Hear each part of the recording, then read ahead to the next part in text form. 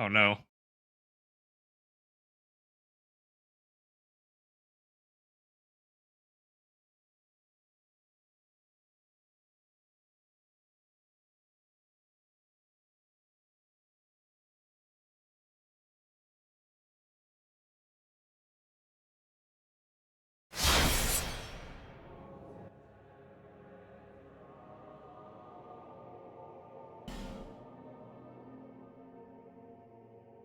Hooray.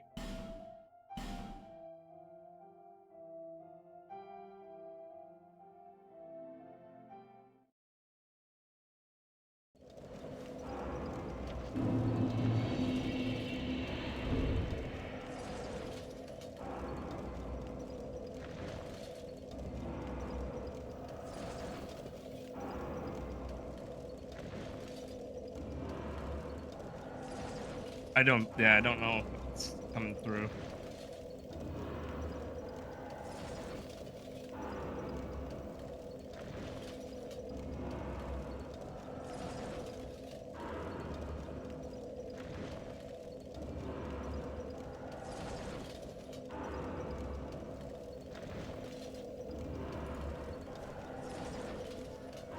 Can you guys hear me now?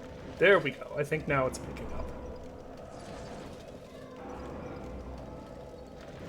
Okay. Yep. Let me know if there is a fan on in here because it's sweltering out now in Pennsylvania. So let me know. It was better before. Oh, All right. Oh yeah, the screen dominator. Ah, yes. Wow, that's really here. Let's see if we can get it to cover the whole screen without clipping through the monitor. Yeah, there we go.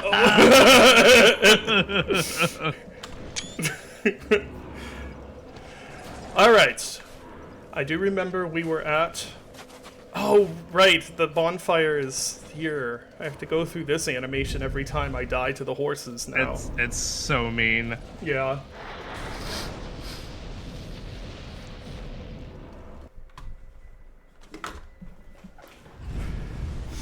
Horsefuck Valley, i.e. being a studio owned by Microsoft in 2026. Oh. I started playing through Dark Ages again because when it came out, I played through a big chunk of it, and then did my thing where I get distracted. And then usually what happens is I get distracted, and then I'm like, well, I'm too far through the game, I can't go back now. This was an extra there was an extra problem here because I got distracted and then I switched over to Linux, and so it wasn't even installed anymore. And it does have cloud saves, but I was still like, you know what? This is a Hugo Martin game. I think I'm going to start over because I do not remember any of how to play this. And it's Dark Ages is especially funny because which direction do I need to go? Was it this way? I think it was like this way. This way. I think it was this way. Anyway, yeah, equestrian boinking canyon. Like Doom, the Dark Ages is especially funny because it tricks you into thinking that it's simpler because it only has like the 3 different attacks. Or you have like block, you have punch, and you have shoot and throw the shield. But it's a very limited set of inputs. So at first you think, oh, this is going to be a much simpler. Is this the right direction? I feel like this was the right direction. Yeah. Meanwhile, the DLC, like, you think it's going to be a much simpler time, but then it just has that many more specific rules. Oh, great. There we go. So, long story short, I ended up just starting over. So I was playing that last night. I was up way too late playing that last night, actually, because that game is really fun. But, yeah, it's very... I don't even want to call it bittersweet. Because, like, but it feels real bad to play that now. Because the better the game is and the more fun you're having, the worse it feels. Because you're like, and this is what convinced Microsoft to gut them. And I've heard the DLC is phenomenal. It's just like, It's so stupid. It was good that you went back because the DLC whoops your ass. I expected nothing less. 'Cause now you have both the spear and the shield, and it's like the spear is like 5 new inputs, Oh, jeez. and it's still taking me a bit to like sort of rewire my brain. So 'cause, Hugo like, Martin said, you know how we corrected from Doom Eternal having too many inputs by having less inputs? Now we're going to correct from that to having even more inputs. Yeah, quite literally. Because now the shield is like, oh, I'm playing this like Dark Ages, and the spear is like, oh, I'm playing this like Eternal. Oh lord. Okay, my brain. I love all of the new Doom games. The only problem I have is, oh man, I thought if I ran away fast enough, he'd start the attack. That's the attack you can run away from. The only problem with the new Doom trilogy is that like your brain has to be functional to play it. Like I would say even more like you can kind of turn your brain off in like this. New Doom, you cannot turn your brain off. Your brain has to be functioning or you are just gonna die repeatedly. Which isn't a bad thing, but I do find that makes it a little harder to make yourself pick it up in the evening after I've had an entire day of being an adult. And it's like, oh, my brain isn't working. I can't play you, Doom. I'm sorry. Well, yeah, Bloodshot, you can go through Doom Eternal with your brain off. That's not normal. That's not like normal human capabilities, though. It's like I have to give the DLC credit for one thing. It's probably the first time since Plutonia that I have groaned audibly when an Arc Vial oh spawns. no. Oh no. Man, I'm just happy because I did like the Eternal DLCs, but I felt they did actually like legitimately go too far. Mostly Ancient Gods Part 1. I think it mostly corrected it in Part 2. But so I am both excited and terrified to see what the DLC has to offer. I don't know, Slap, man. I kind of feel like an Arc Vial making you like recoil in disgust is kind of the point of the Arc Vial. Yeah, there's never been a point where I've seen an Is it Arch Vial or Arc Vial? I've always called them Arch Vials. Yeah, probably Arch Vials. Okay, I just didn't know if I was. I don't think I've ever played maybe Doom 3. I think because the Arch Vial shows up like how many times in Doom 3? It's not that many. I actually at some point I modded the Arch Vials in Doom 3 to have like quite a bit more health, and they were a lot more fun to play with. They have a really low health amount. Yeah. In Doom 3. I think Doom 3 is the only one I've played where I didn't where I didn't go, oh, this is gonna suck when I saw an Arch Vial spawn. They're way more rude in Revelations than they are in Eternal. So what do you think would happen if someone took Hugo Martin and said, okay, you can't design your next game like a Dark Souls shooter. Like you know what I mean? Like you were not allowed to make this the Dark Souls of boomer shooters this time. Immediately shoots himself. Right. God, there was I don't know how true this is, but the rumors were that they were working on something kind of like not John Wick like IP, but like the kind of feeling of it. Oh, that would have been so good too. Like Yeah. that whole I love that whole like combat chess style would have worked really well for that. Just sucks. Actually, no. You know what? The actual Dark Souls, because New Doom is more like the I haven't played Sekiro, but more like the Sekiro or the Elden Ring of shooters, right? The actual Dark Souls of shooters is Daikatana. Yeah, in terms of like This game is just killing you over and over for the stupidest bullshit of reasons. Here's our robotic like mosquitoes. Oh man, they're not even the worst part. It's those later episode 1 enemies that really, if you can get through episode 1 of Daikatana, like, you are set for pretty much any game. Like, that is a mean, unrepentant game. I clipped it at some point, but there was like one hallway in episode 1 where when you load, it immediately, the enemies aren't.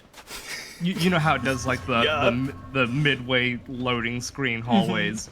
The enemies aren't there when you're about to go through the load, but when you go through the load, it spawns a whole bunch of enemies. I'm pretty sure I know shooting you before you get control of your character. I'm pretty sure I know the exact part you're talking about. Yep. What is the Dark Souls 2 of shooters? I mean, would it be Trespasser? I don't know. It has to be a game that's like mean and difficult, and also tries a whole bunch of just arbitrary random insanity. So maybe like maybe Stalker actually no, the real answer is that Stalker is the Dark Souls of shooters, because it's like, and not in the it's like the same thing where at launch it was like known for being horrendously difficult, and then in hindsight it's actually way easier than people think. It's got the same sort of atmosphere, the same sort of the same sort of like weird jankiness to it. But yeah, other than that, Cruelty Squad? I don't know. What is the Cruelty Squad of Souls-likes is the real question. I don't think they have one yet. Someone get on that. Someone needs to make a Cruelty Squad-like Souls-like. I mean, we've combined every other sub-genre with Souls-like at this point. Someone needs to make a... What was that genre someone came up with a few years ago? It was like Slurp Punk or something like that for Cruelty Squad. They said that Cruelty Squad and similar games should be called... It was like... It wasn't Sludge Punk. I think it was Slurp Punk or something like that. Yeah, something like that. I remember that. Yeah. Slurp Punk. It really works for Cruelty Squad because all the music and sounds are just like someone slurping in different octaves. Yeah. I actually, a few years back, while I was in the middle... Am I going backwards now? I think there's like a canyon you need to go to. Yeah, I can't... oh, no. Oh, how... That timing is so weird. It feels like... Oh, and I'm dead. So a few years back, while I was in the middle of Butcher's Creek development, I actually contacted the Cruelty Squad dev to just get some like pointers at or some idea of how they'd done the music in the game, because I think that the music in Cruelty Squad is just, it's phenomenal for what it's doing. Yeah. It is just so, there's such a beautifully disgusting and brutal atmosphere to just the music, and so I wanted to get some more information about how they'd done it, and they were like, I don't know, these were like presets in my, not like presets, but like, they're like, I don't know, I just found some instruments in my composing program that I liked and just tried to make stuff on them. Which is another great example of why I'm so gun-shy now about the idea of hiring quote-unquote actual professionals to do something for you, because, like, imagine how much it would have sucked if he was like, I'm gonna, like, hire a composer to do Cruelty Squad's music. And then it would have been like, I mean, it probably would have been fine music, but like the Cruelty Squad soundtrack is something that you only come up with if you are coming into an art form with like lots of ideas and very little experience, and I mean that in the best way. It's like it's brilliant, and I see this sometimes just going around on like Reddit or Twitter or wherever, where people will post. Oh man, am I even going in? Okay, there's my direction. I hope. Wait, that's backwards. No. No, it's got. I think it's. This is so bad. This is the worst level for me. Why did I do that? That was weird. No, this isn't right at all. Oh, no. Anyway, you'll see where developers will post, like, here's my Steam capsule art before, and here's when I got it, like, redone by an actual artist, and, like, 95% of the time the original is better. Like, the artist one looks more professional and more higher quality, but almost all the time, all of the life gets sucked out of it, and it's always just like, oh man, you flew too close to the sun, you know? Okay, so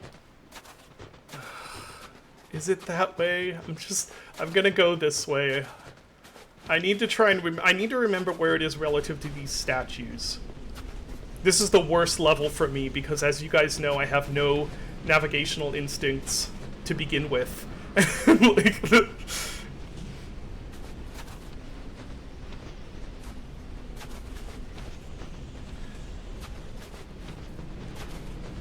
Yeah, Cruelty Squad does have a similar learning curve to something Souls-like, I suppose. Yeah, for me, I guess usually people go about it with, okay, I think this is the right direction. I hope.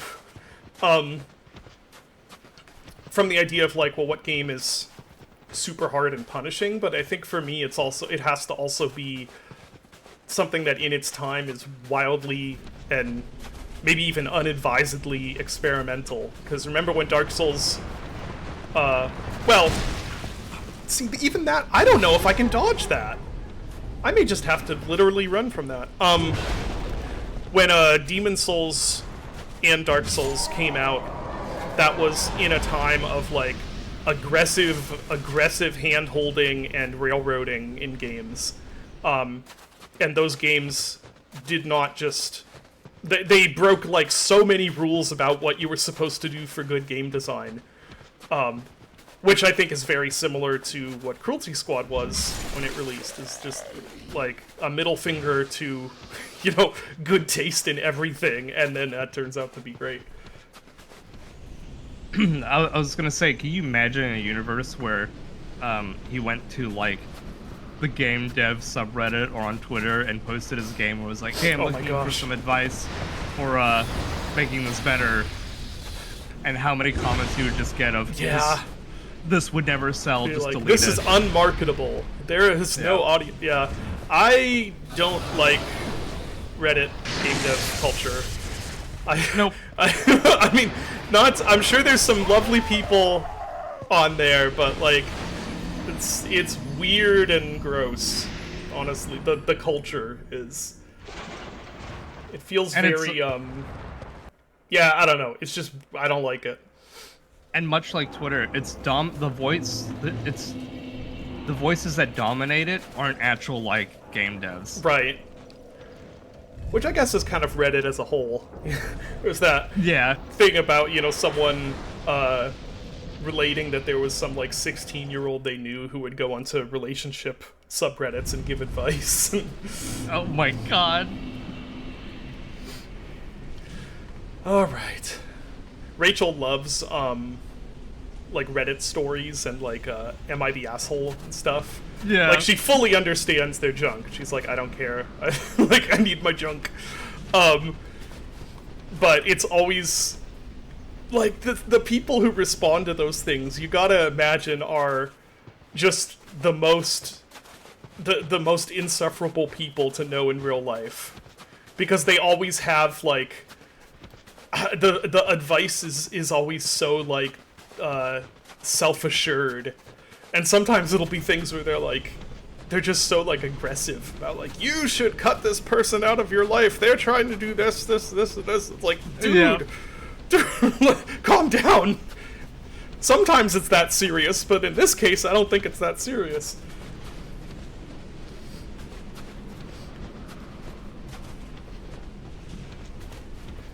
Yeah, Drew Bass Tank. Yes, we did finally reach the legendary Horsefuck Valley. Although I feel like the moniker Horsefuck Valley isn't really accurate, because we're not really in a valley.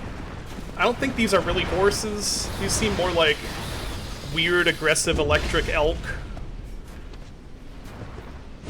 Yeah, but Horsefuck Valley just rolls off the It tongue. sure does. It's a, yeah. I was trying to figure out. Ooh, what is, oh, okay, I got a dragon bone from them. I was trying to figure out if I could come up with some other catchy name for it involving like deer or elk, and I couldn't think of anything. Yeah, they forgot to take out the trash. Did you know that's actually a sign of being manipulative and abusive? Yeah, exactly. Just like, guys. And then sometimes they're right. That's the other thing that gets me, is sometimes they'll be like, you know, this is a sign of blah, blah, blah. And I'm like, that is ridiculous and psychotic to say that. And then it turns out they were completely right. And I'm like, oh, maybe I just have a way higher estimate of humanity than I should.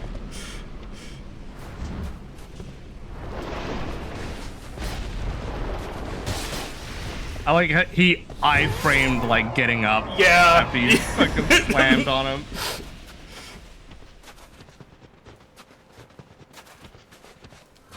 Moose Goose Valley? I don't know.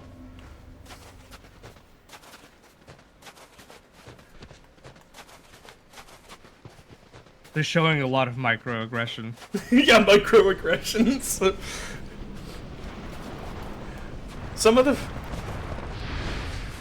I said I can't roll away from those, and I keep trying to roll away from them. And I mean, some of it is like I have the problem of sometimes not knowing how nasty and manipulative people can be, because I mean, it's not I guess this is kind of a humble brag, but it's like that never occurs to me to do, because I'm always like, well, I wouldn't. It was like, well, that wouldn't make any sense to me to act like that, so why would another person act like that? And then be like, oh, some people are just really nasty, I guess. Oh, there I go. Oh, I was able to roll away from that one. Allie's like incapable of lying. She's like she's like the worst liar ever. It's so obvious. So like anytime we play like a game like Jackbox or whatever that requires lying, it's so funny. Like I am basically the same, and actually that's oh no, am I going backwards now? Oh, no, I gotta go this way, because I remember that guy. It's what's bad for me is that's the reason that I can't act to save my life. And it's not because I think acting is lying, but it's because it goes into the same bucket in my brain as lying, where it's just so uncomfortable to do. I was actually really I was kind of bummed out that I wasn't able to I wasn't able to like perform up to snuff for the Iron Lung movie voiceovers. Oh wait. Yes, this way. Until Rachel was like, David, you are allowed to be bad at one thing. you're allowed to be bad. She's always It's okay. complaining that I'm infuriating because I will just like pick something up and be good. See, I don't think this is the case, but she insists it's infuriating because I will just like pick something up and be good at it automatically. Which I think she is exaggerating, but she's always like, yeah, you're awful. You're like the worst person to have to be I mean, she doesn't, you know, this is how we talk to each other. Yeah. She's she was like- she's your wife. She's Yeah. allowed to be like this. Yeah, exactly. And so she's like, "Shut up! You are good at plenty of things. You're allowed to be bad at some things." And I was like, "Yeah, you know what? That's right." So the whole Right. the thing that you brought up about like, oh, don't hire a professional like poser. This is not a critique of the Iron Lung movie, because obviously I really enjoyed the Iron Lung movie, but I actually really liked that you were the voice work for the game. I appreciate that. because you know how we've talked about the difference between the voice acting in System Shock 1 and the voice acting in System Shock 2, Oh yeah. and how like the fact that they're normal people and not like clearly professional voice actors in System Shock 1 gives kind of credence to it. I kind of feel like that with the Iron Lung game. That makes where- sense. Yeah, where your voice comes through is like, it's not someone trying to like do a role. It's just kind of like this is like a bureaucratic person who's just like doing their day-to-day job, and it just happens to be that their job is horrific. Yeah, and I'd intended, because I can say lines naturally. I can say lines like I'm not reading off a script. I'm okay at that. I can't emote though. And for Iron Lung the game, that was fine, because that was the point. It's supposed to sound impersonal and casual, and so that worked out well. But the problem is, if you've seen the movie, the guy on the speaker, who's named David, because he was originally going to be me. He at first was basically the same role, and then in developing the script and developing the movie even after shooting, that role turned into one that needed more emotion behind it.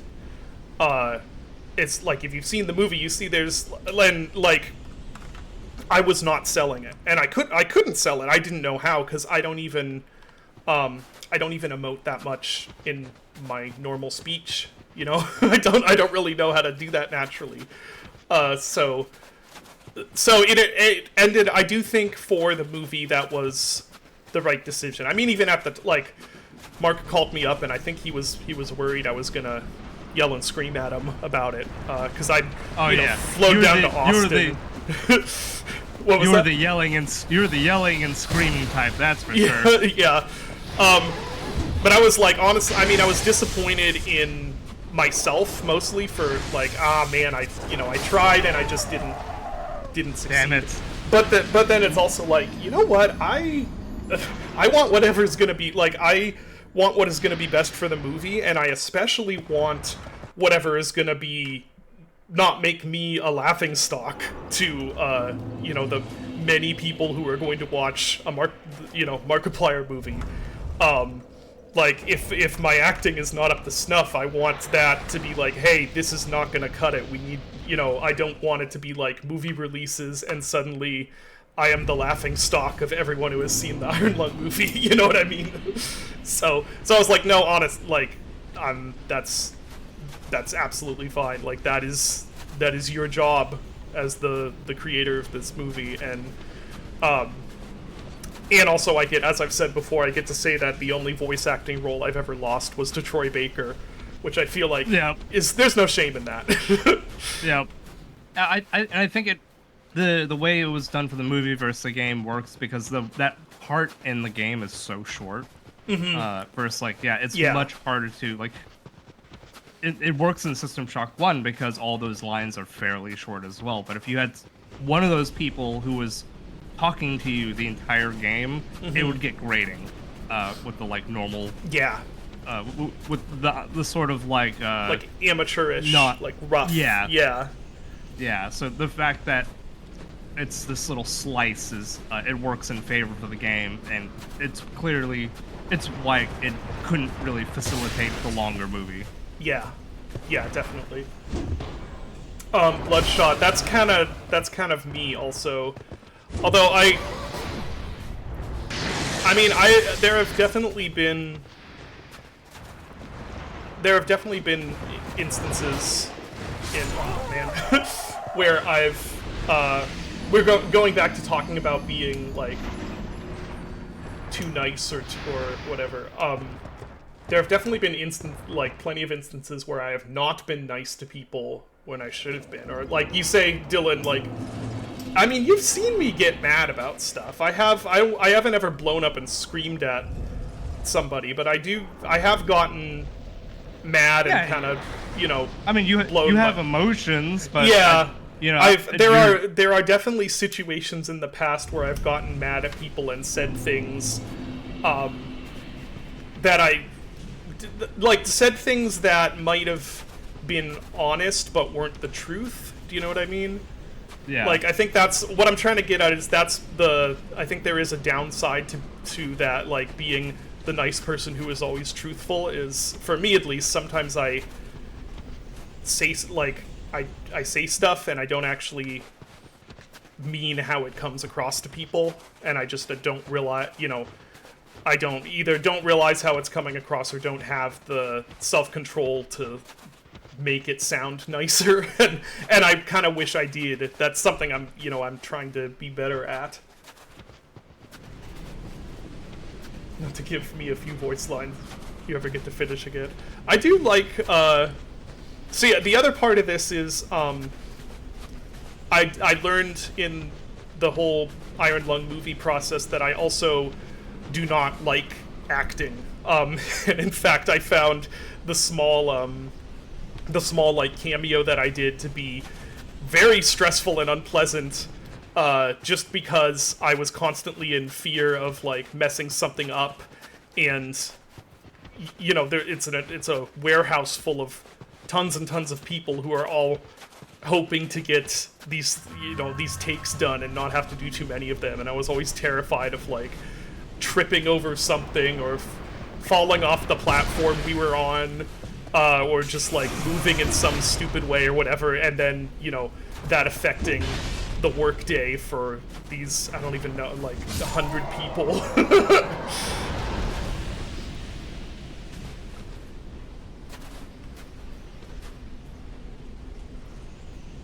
I'm just waiting until the storm subsides. Man, this tea I made today is not good.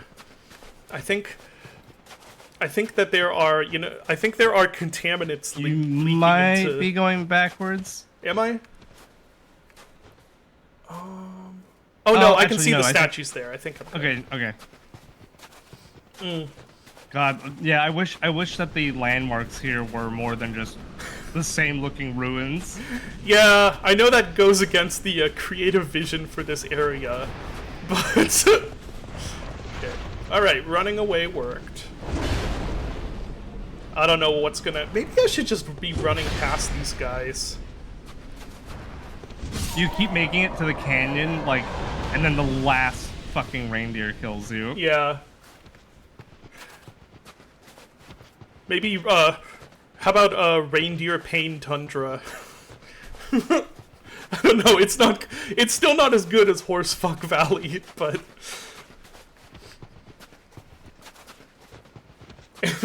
Ruins A1, fuck BMP. I like the implication there that not only are the ruins a sprite, but they're also a sprite saved as a bitmap. Yeah. Okay, I'm gonna wait. So there's this, and then I think one more, and then I make a run for the canyon place. Don't I have I probably have an herb or something that'll make stamina regen faster. One of the innumerable Dark Souls 2 pickups.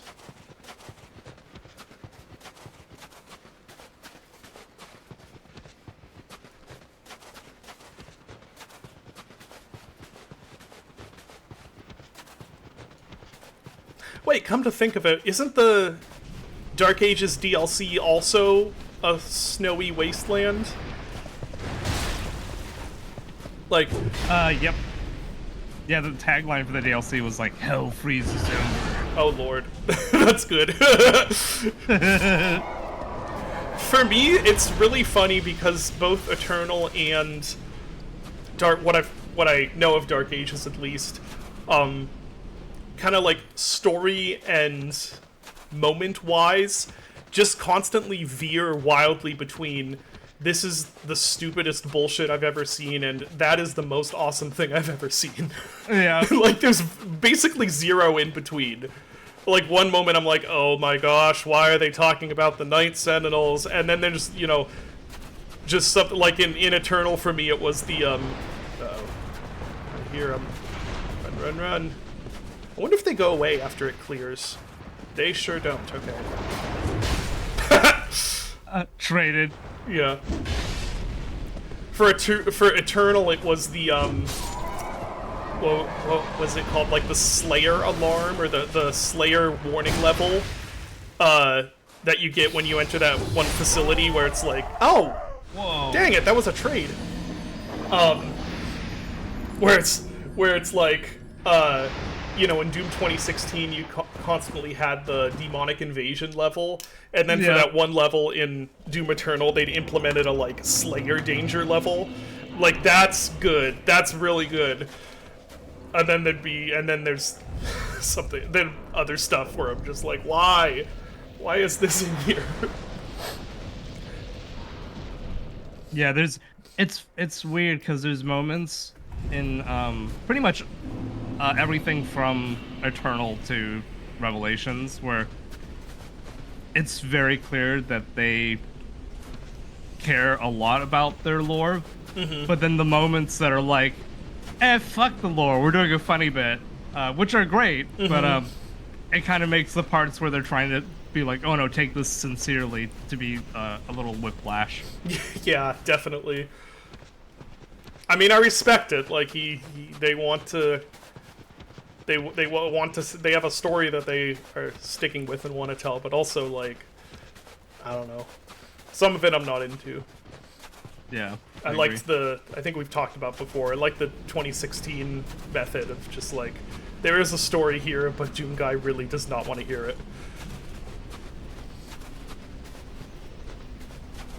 Yeah, and I love little moments in, like, Eternal when you drag the dude over with the key card Yeah, to open yeah. the door.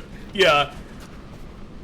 Yeah, or in Dark Ages, like, you get the dragon, you go into, like, the dragon place, and this dragon lands, and you're like, yep, there's the crazy-looking laser dragon guy, and then twice, like, a dragon that's, like, twice his size comes over and eats it. It's like, this is your actual dragon. See, that's great. That's phenomenal.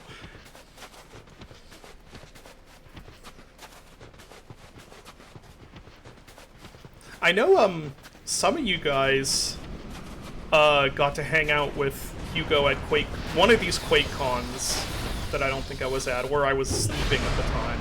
I don't think I've ever actually gotten to interact with him much. It was last QuakeCon, so you were there, but okay. I think you had gone to bed. Yeah. It was funny though, because he got wasted and signed an Ultra Kill poster. That's hilarious. That's so good. He seems like he would be a fun guy to hang out with. Oh, I think I met you, like, really briefly, Bloodshot, at the, like, signing thing. Right? There were so many people, but I'm pretty sure I met you IRL there, but it was really brief.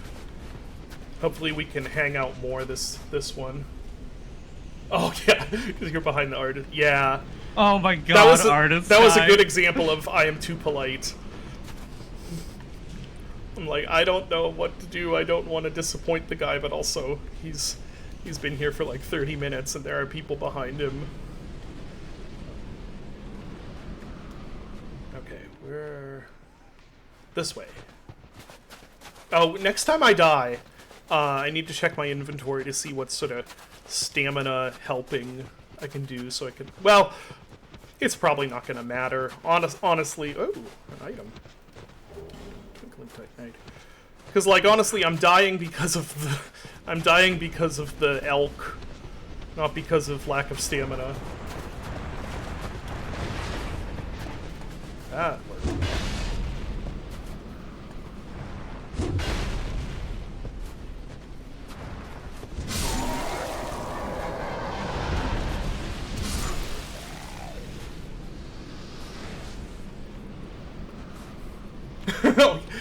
Yeah.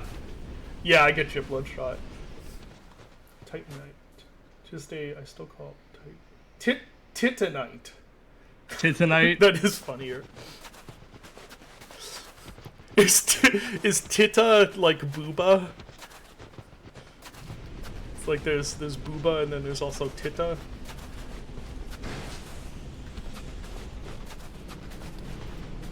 Uh-oh. Was that wind or a horse spawn? It's hard to tell. Oh, that's him. Oh, come on!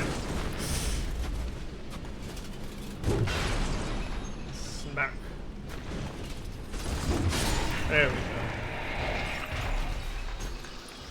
I really hope there's gonna be a bonfire up here.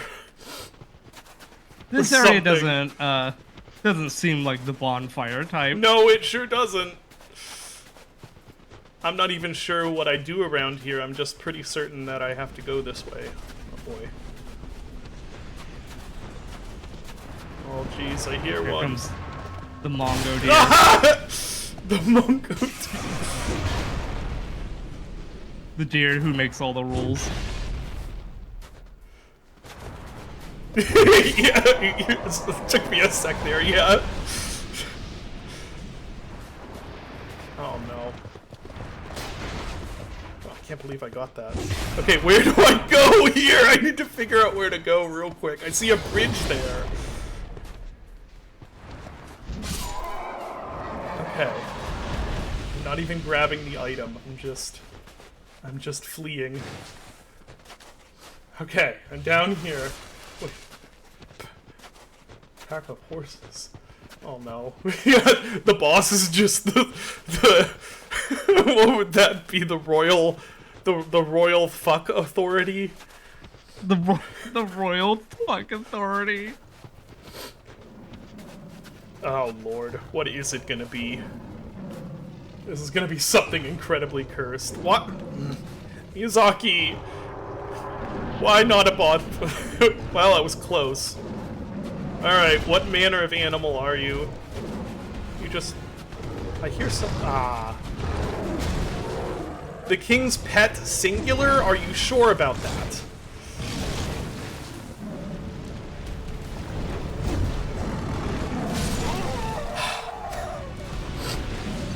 So they were quite literally like, what if we take the last boss and we just made it like black and not invisible? Yeah. Something tells me you won't be big bonking that. I don't know, it did good damage. This run back is probably the most evil run back they've ever done. I don't know why I wouldn't have expected this entire area to be a run back. The royal get fucked authority. Someone said, yeah.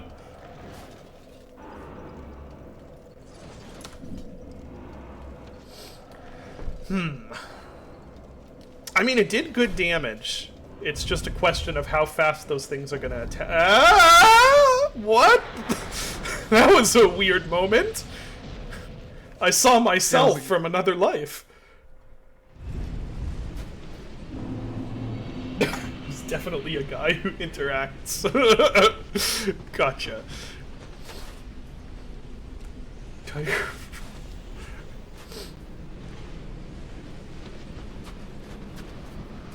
What is the opposite of a happy ending? That's whatever that boss is. Actually, didn't Cyanide and Happiness do a bit about that? I have this vague memory of them doing some cartoon about like the massage parlor with the sad ending. Sad ending. Yeah. Okay, Hatsu says they did.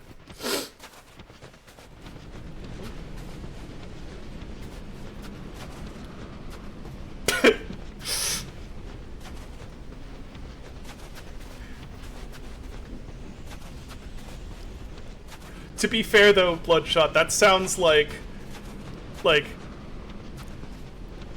you know, there that sounds less like that I guess what I'm trying to say is that does sound like something the designer of Doom Eternal would do. like that is not disillusioning in the slightest. That's very much like, yeah, this is a guy who's really all in on what he does. Like, I'd be disappointed if he was like, yeah, man, let's the corporate speak guy. He was just making sure you could do multiple inputs on Mother's Day. Yeah.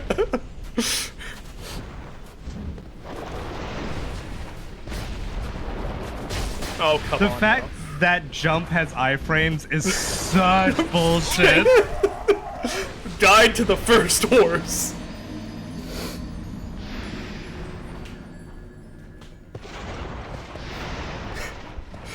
Got to playtest Revelations. Hugo calls and is like, so we're gonna add a 6th input for the spear. Decided the spear doesn't have enough inputs. The worst thing, and they fixed this. They did a hot fix yesterday, but there was a bug where if you had already changed the keybinds for Dark Ages, the spear started unbound, like all 5 inputs were bounded by default. Oh no. So it would just pop up the tutorial and be like, press unbound to use the spear throw or whatever. It doesn't even say unbound, it just says question mark. It's very funny. What did they say in Lord of the Rings? Even the wise cannot say, or whatever. Yeah.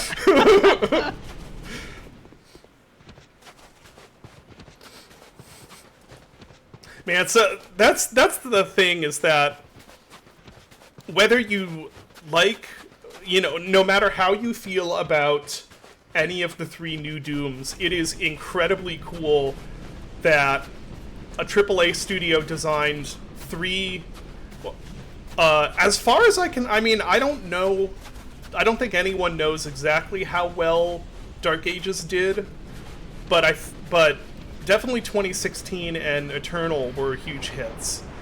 And each time for the next game, they're like, okay, let's throw everything out and do something different. Like, that is unheard of. Like, even Miyazaki doesn't do that.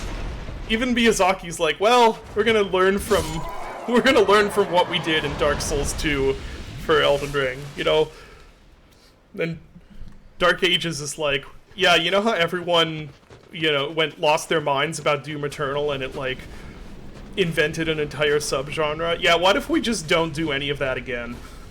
Like, that's awesome. That's like a AAA studio doing what we wish AAA studios would do. Which makes it all the suckier that, Microsoft exists. Yeah, that's why I was like, I don't get why people are celebrating, because id Software wasn't huge. It wasn't relying on, like, microtransactions or gambling. They focused pretty much on single-player games.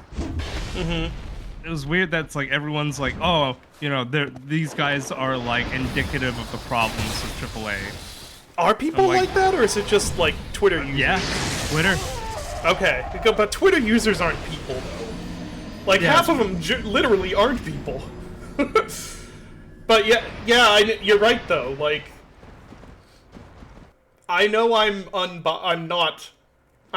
biased because, obviously I'm a huge Boomer Shooter fan, and, like, so of course I love id Software, but also, like, id Software is kind of, like, absolute upper echelon of AAA studios, like, in the 2020s. In the last decade, let's say. Like, very hard to think of another studio, that more nailed it than id did. Even if you don't like the design decisions they did, it's like they did right by... I feel like they really did right by us, the players, and it's a shame that the games industry did not do right by them. You know what I mean?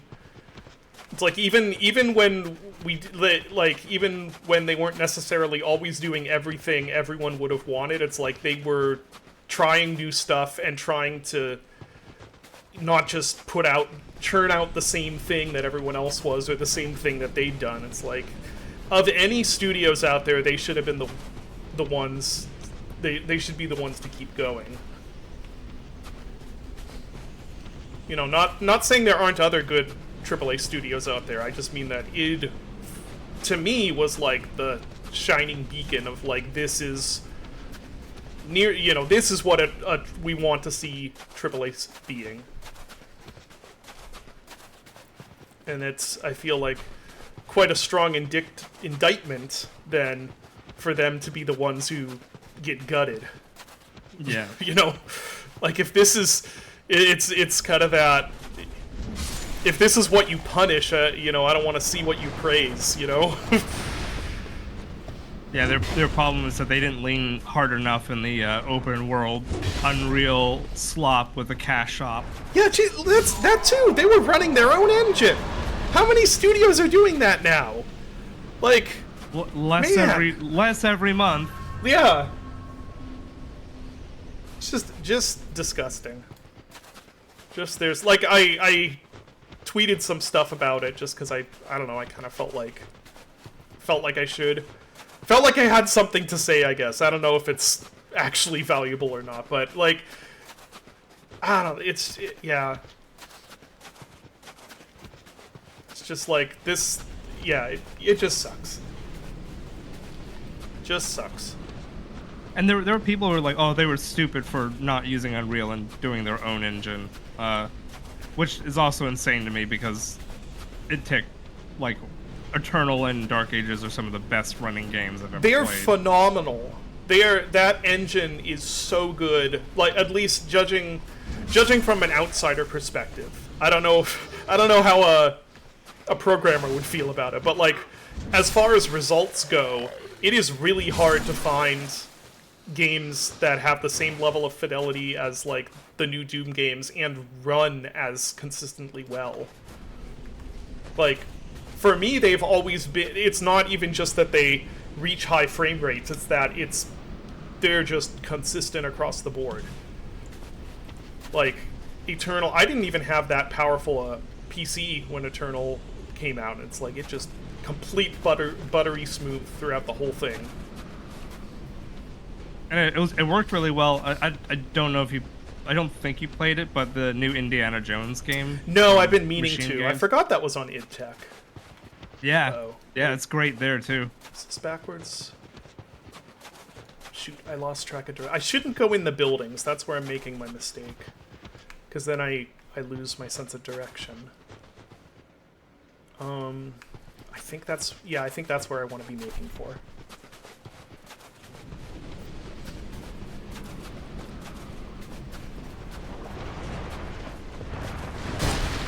Yeah, I also don't think it's ever a good thing for...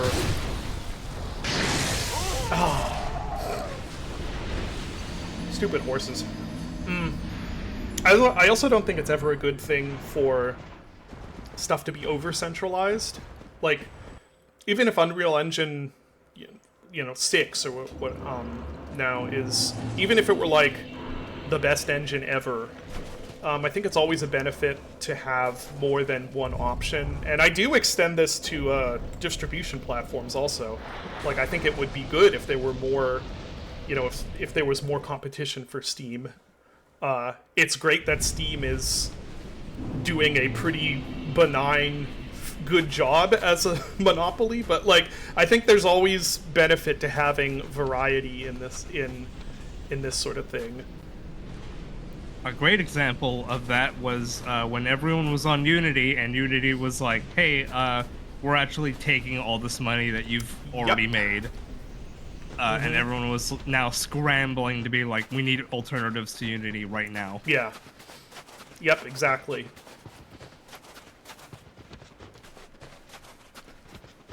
Like, I think it would actually be really cool to see... as much as I love the Godot engine and support what they're doing, I think it would be really cool to see more than just Godot as the big, open source, free open source option. Like in the next decade, I really hope we see a number of smaller scale options that people are using. Right now, it's like. Mostly, there's obviously Unreal and Unity are the big Colossal engines, and then if you want to go smaller, most people are using Godot. I think a good handful of people still use GameMaker in some description. But then aside from that, there's not really, you can roll your own engine. There are other open source engines out there, but I don't think they're really widely used. And in the next decade, it'd be really cool if we ended up seeing a handful of options for those sort of for things. Maybe even, it'd be especially cool is if we started seeing more. Oh, I forgot. There's also like id Tech variants, of course, in FPS land. There's people making stuff on, like Iron Whale. I think.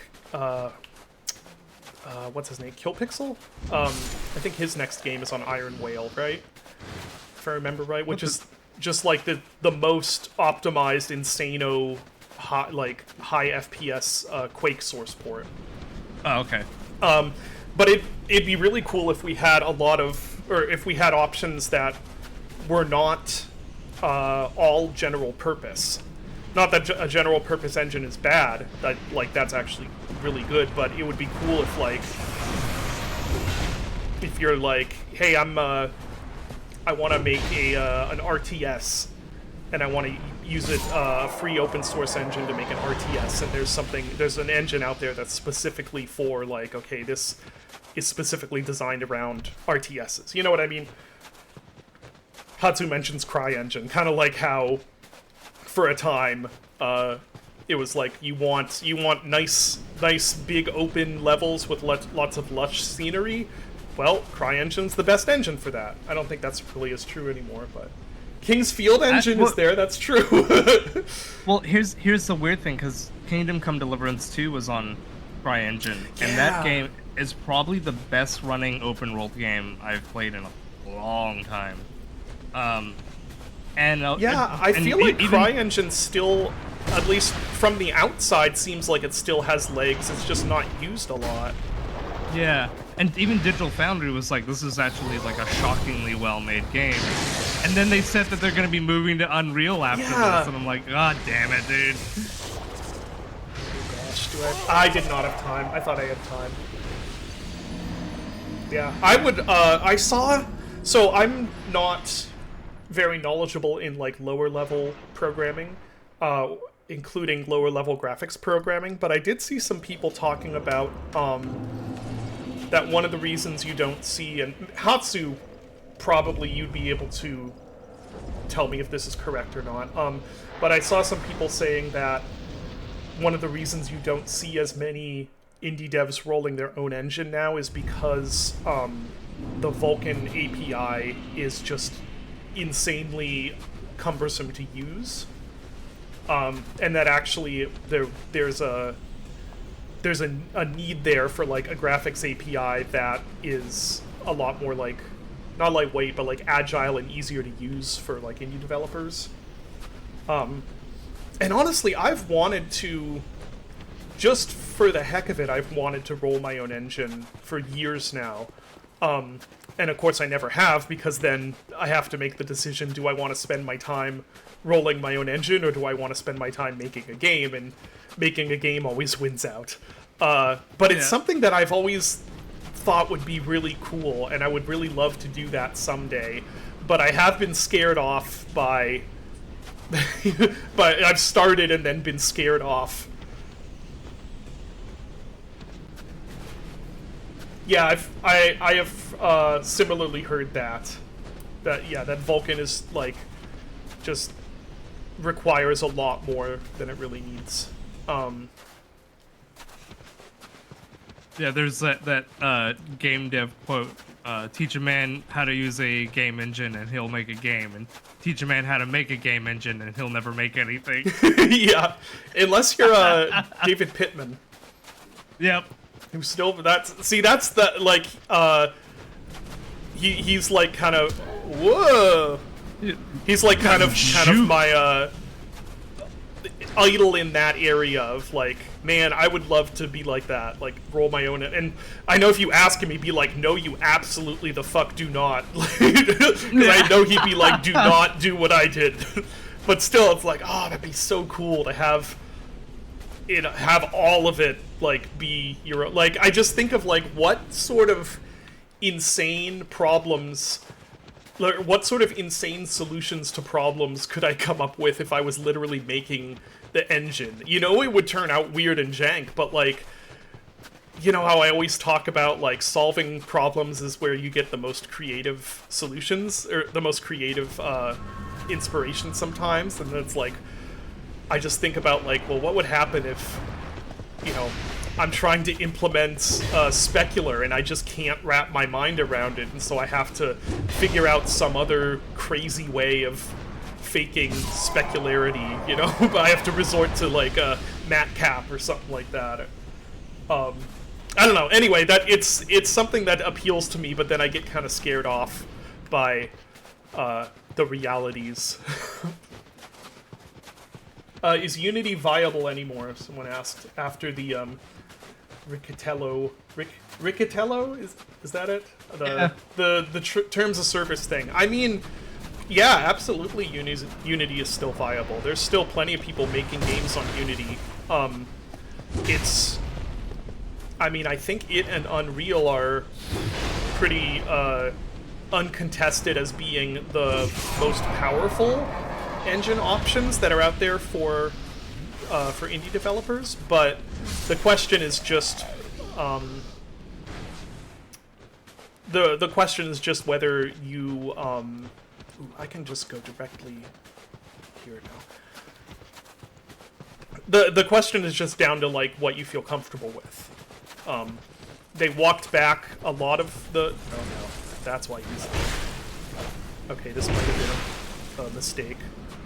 They walked back a lot of the stuff, but for me, it was a like, once you have broken the trust, there is no repairing it.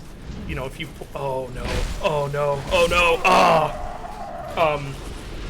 So I will not personally be making games on Unity anymore after this because of that, and also because I was like, wait a second, I use open source software for like everything. Why am I not using an open source engine? Like, why am I paying a subscription to own my life's work? At that time, there were people being like, "Are you gonna move Gloomwood to Godot?" And I was like, "There's no amount of money. There's no amount of money you can pay me to fucking remake this game in another engine right now." At this point, arguably, the collective New Blood. Collectively, I kind of wonder if New Blood is the foremost authority on the Unity engine at this point. Like, yeah. I genuinely think that the guys know more about Unity than the people who work at Unity, at least in some areas.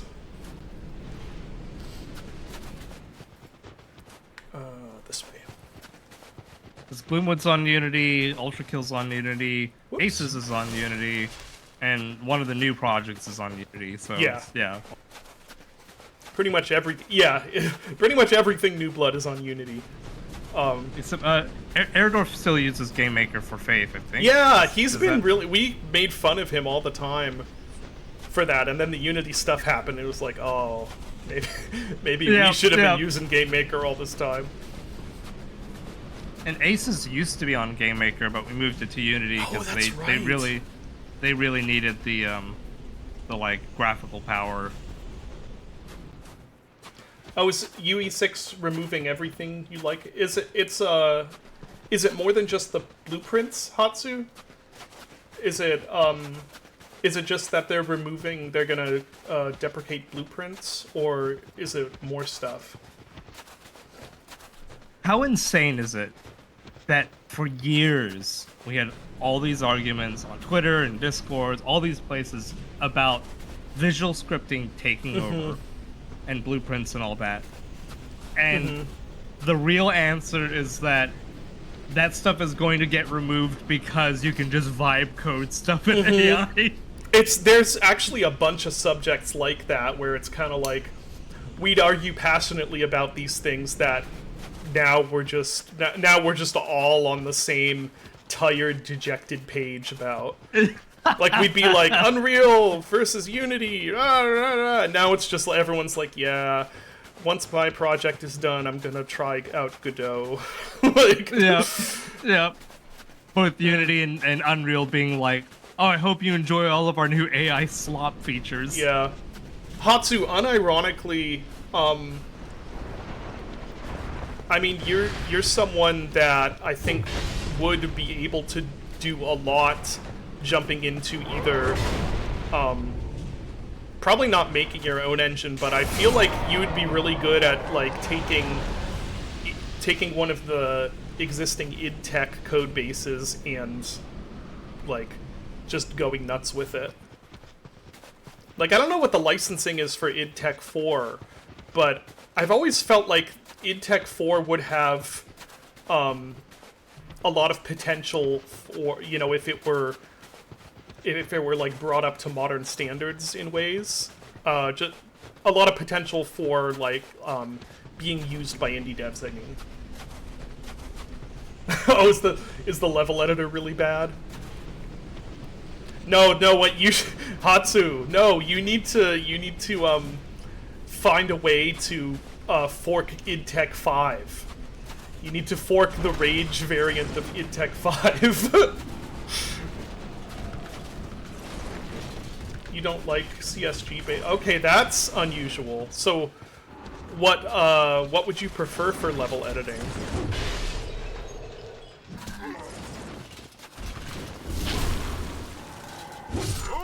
Oh, that's just rude. The fucking zombie. You like modular mesh-based stuff. I mean, I guess that's fair. I did. Little Big Planet 2 level editor. No, Godot doesn't have visual scripting. It may someday, though. Although most of the like lower level people I know are not enthused about Godot for various like programmer reasons. So Godot did have a visual scripting system that they put into experimentation, and they did that because it was the like #1 most requested thing. But when they shipped with it, almost no one used it. So that might it's change weird. now that everyone who loves visual scripting is going to be forced out of Unreal. Because does Unity even have a good solution for visual scripting? What's that? Is it Playmaker? Oh, I know that's there's some, right. like, Yeah. I know there's some like some stuff like that people use. I know that the Godot specifically is not really interested in kind of playing the game of trying to become widespread. But I feel like there is definitely an opportunity there for something to be like, hey, if you like blueprints, you should come use our engine. Because it's looking, I never would have guessed that it's kind of the engine equivalent of how in the 2010s it looked to everybody like PC gaming was dying, and it seemed obvious that the future was going to be PC gaming becoming smaller and smaller and more niche.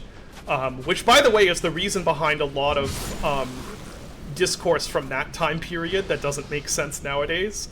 Because I did see recently some people who genuinely could not believe that Halo was ever hated by, like, PC gamers. Because now people want to lump that in as being an honorary boomer shooter.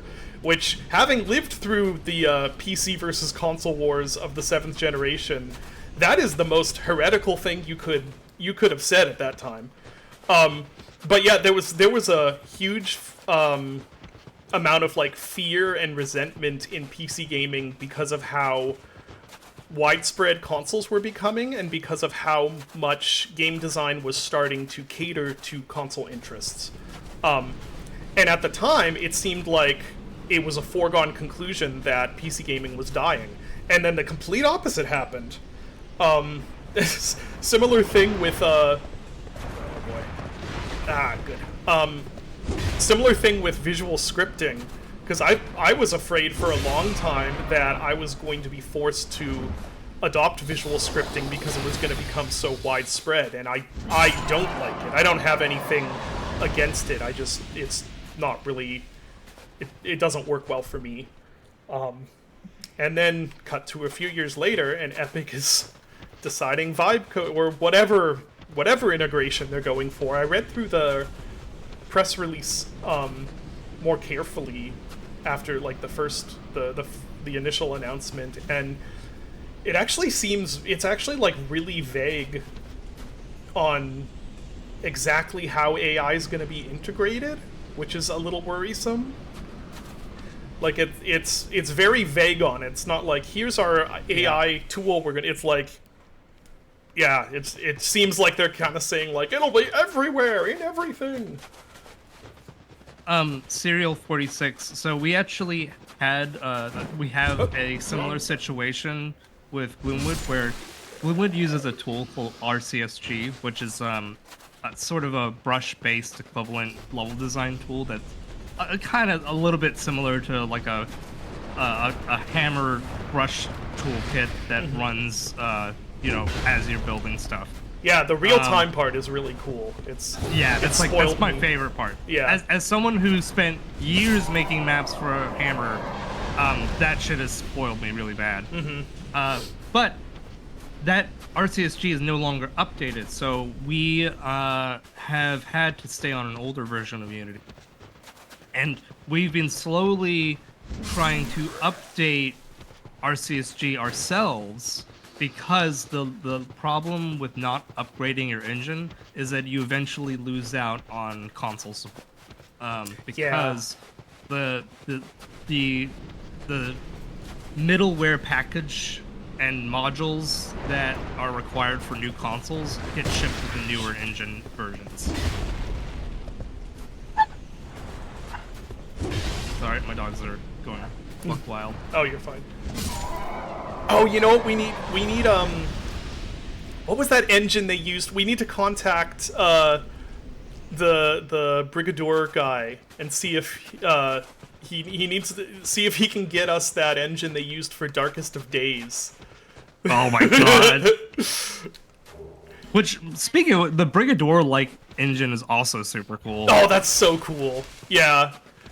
It's so cool how they, I mean, I'm sure there's a simple way it works, but not knowing how it's done, I don't know how they do so much like shadowing and lighting with sprites. Yeah, it's super cool. Yeah. I agree, Graham. Yeah, I'm not an expert in like LLMs, but calling it AI is definitely making a lot of people think some very interesting things about its capabilities and limitations, or lack of limitations, I guess.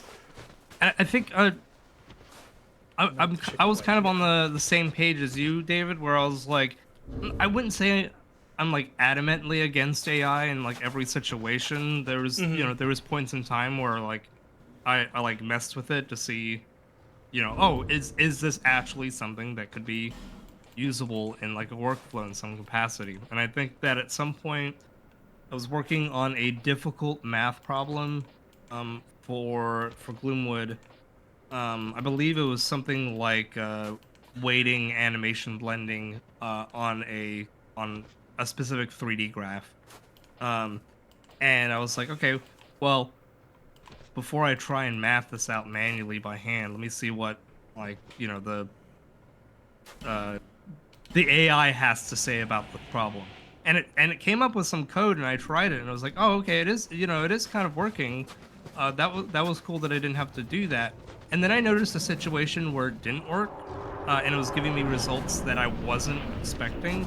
And so I did a follow-up of like, hey, how come in this situation it stops working? And the AI was like, oh, you're totally right, it doesn't actually work in this situation.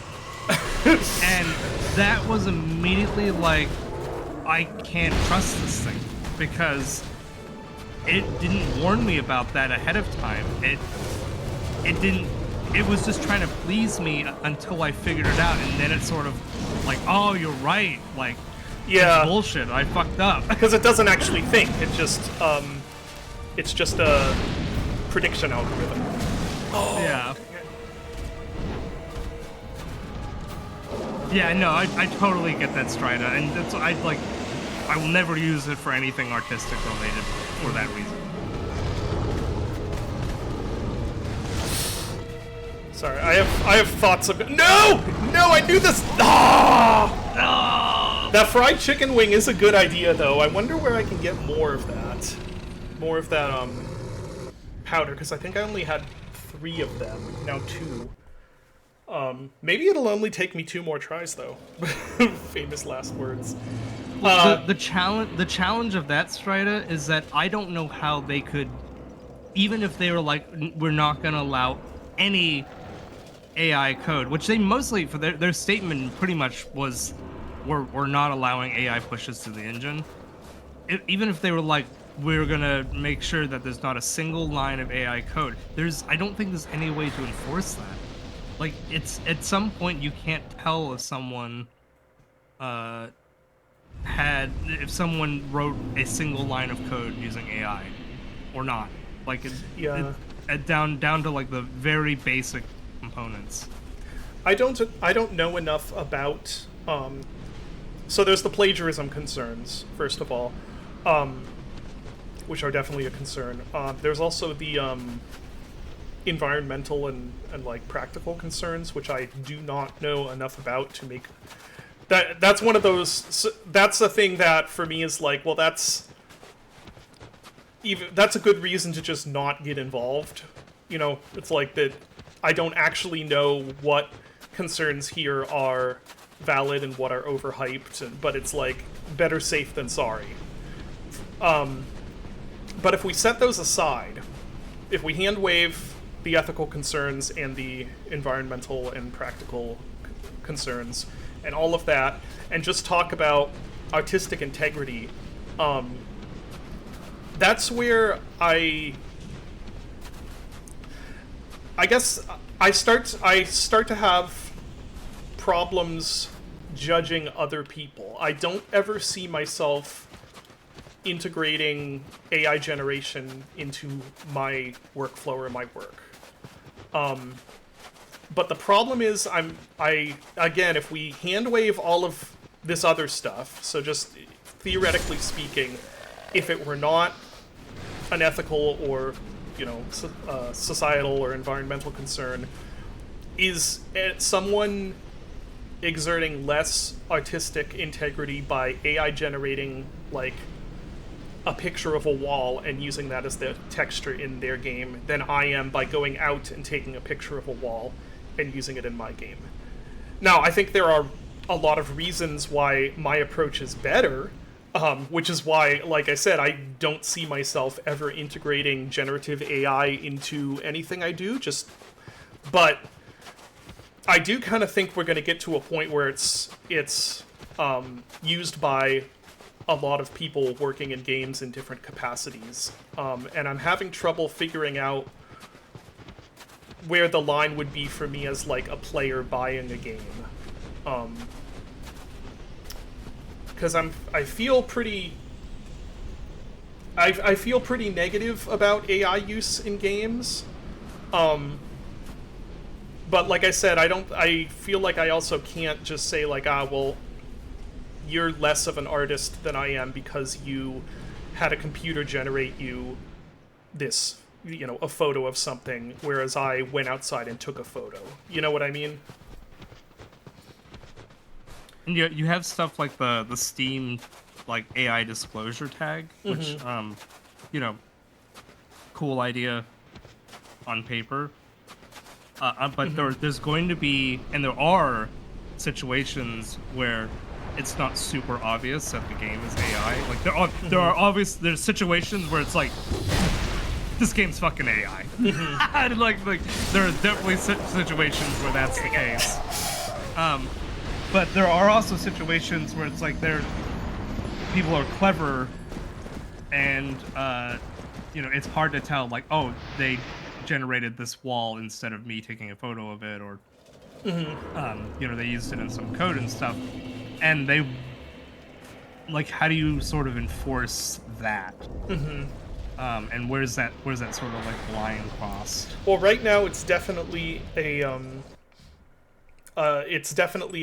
voluntary thing. on Steam in the sense that, like, if it's subtle enough, or if it's, I guess you could say, if it's used well, you're not going to know, and then don't really have to disclose it. And I think maybe an unfortunate side effect of all of us really not liking AI, and being so loud and vocal about it, is that developers who use it are going to be way more cautious about disclosing it, which I'm not sure is a good thing for anybody. I don't know what a solution would be there. It's very much an honor system, exactly. There's also the other question, like, I've always been personally against using, like, asset stores for things. And again, that's a personal line for me, because it's really, like, it's not that different. Like, I use, like, public domain sounds in sound work and stuff like that. That's not that much different than buying an asset pack and using those. But I've always been really against that for myself. But then you have to ask the question of, like, is someone who buys an asset pack on the Unreal or Unity asset store, are they more of a creator than someone who AI generates assets? Again, if we hand wave all of the stuff we can't actually hand wave, this is purely theoretical. It's not something I would do, but I just feel like it's going to happen. That there's going to be a lot of developers using this eventually, and it's something we're going to have to decide how against it we are, like, as players. Are we against it enough that we're never going to buy any game that ever uses AI in the rest of our lives? Maybe. But then what happens if every game is using AI-generated assets in some form? What happens when there are no longer texture, stock photos, and now it's just indie devs generate textures from AI? I don't know. I hear him. Anyway, what I hope you get from all this is that I am personally not in favor of AI, but I'm very confused about how to feel about it from a, how to feel about other people's use of it from a, like, artistic integrity perspective.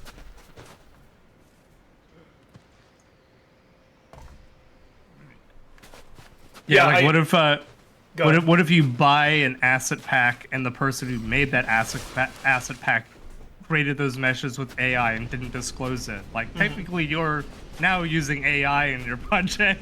Yeah, I mean, I am, like I said, I'm against asset packs. I think it is a better decision to make that stuff yourself.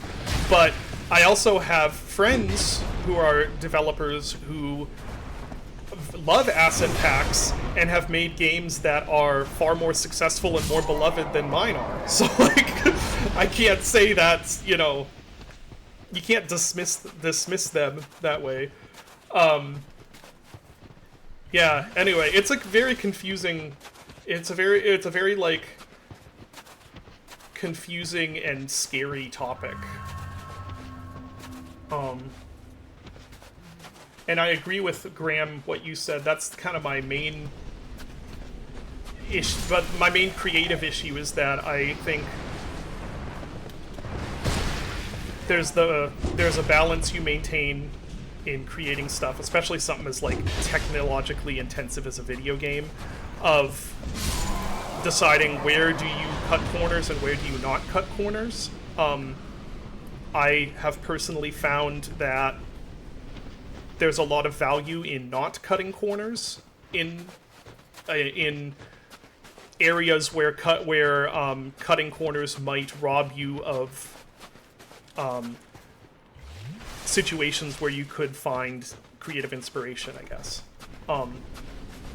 That's why the kind of the siren song of AI, it being like, you can do all of this quickly and, you can take all the work out of it. And I'm like, I don't want that, though. Like, first of all, why would I be making games if I didn't want to make games? You know, if I wanted like, if I just wanted certain games to exist and didn't care about going through the process of making them, I could just find stuff on Steam that I agree with and pretend I made it. You know what I mean? That's functionally the same as having AI do it. But anyway, yeah, that's why I'm kind of like, I don't really care if it makes things easier, because I don't think that is valuable to me.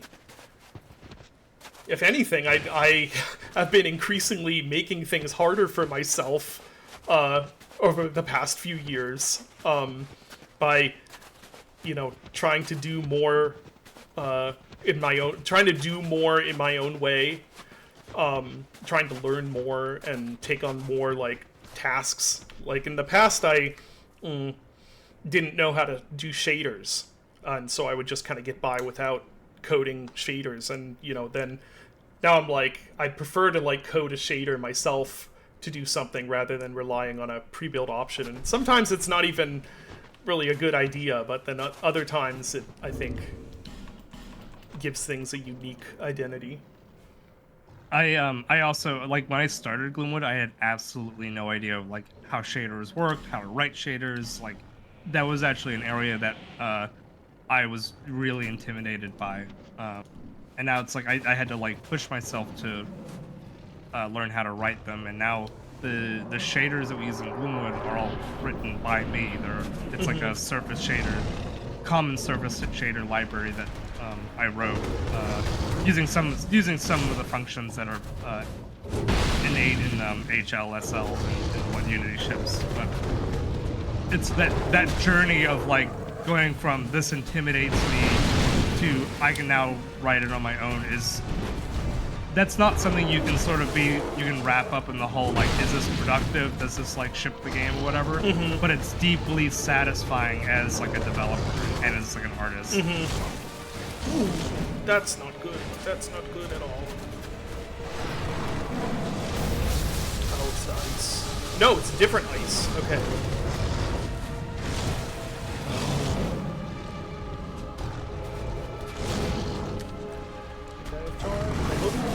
I did not have time. Okay.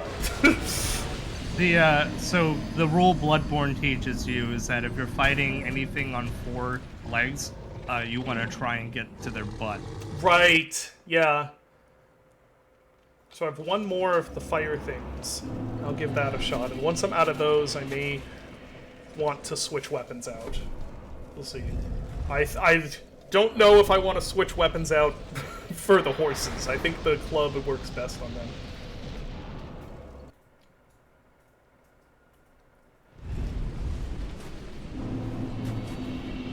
One thing's so like when I was, this might be just specific to, I'm pretty sure it's just specific to HLSL, but one thing that tripped me up for a long time, I think the first time I encountered this bug, it took me like a whole day to like. Depression is coming. Depression. the real fucking invader in this game. Yeah. So HLSL is an order-dependent language in terms of functions. So the functions that are the lower a function is on the script page, the more it's going to require like what's above it. So if you try and reference a function that's later in the script, it won't know that it exists. But if you that is cursed. So you're gonna have to use you have to move that other function up. But it doesn't tell you that. It just is like, oh, I don't know what this is. And you know, I was so used to like all the programming languages where that's not like a thing. Where it's just like if the function is in the script somewhere, it can be referenced. Yeah. And that shit fucked my brain up so bad. Another advantage to this whole like doing things the hard way that we've talked about is that from a longer term perspective, you getting knowledge in a given area can... Ooh, there he is. Oh, he was waving. Sorry. Here.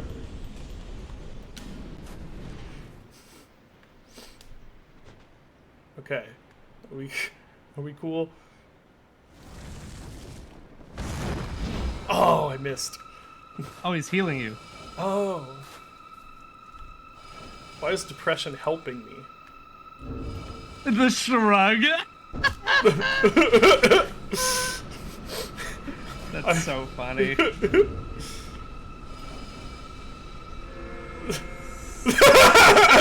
Him box now. Ah, the reindeer. No. Uh-oh. This is such an evil place to invade someone. He's not even doing anything. Oh, he's he's turning into different props.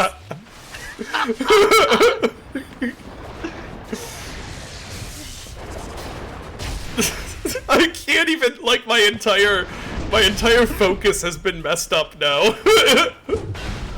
That was amazing. You knocked him out of the air. Yeah. Uh-oh. Ah! Oh no! Boxes are a distraction perpetrated by being whores. I did see earlier where someone mentioned I can get the powder at Iron Keep, so that's good. What was I saying? Oh, learning stuff in one, like learning new things in one area can help you in other areas, even if they don't seem related. And also, as like if you're like more of a solo indie dev or a small team, knowing more in different areas of making games can give you more tools to solve design problems in different ways. Because game design, we talk about it like it's one of many different parts of a game, but really everything contributes to game design.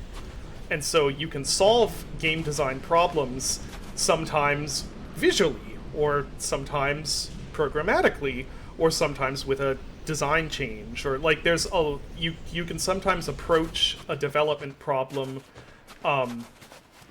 from multiple different angles in that way.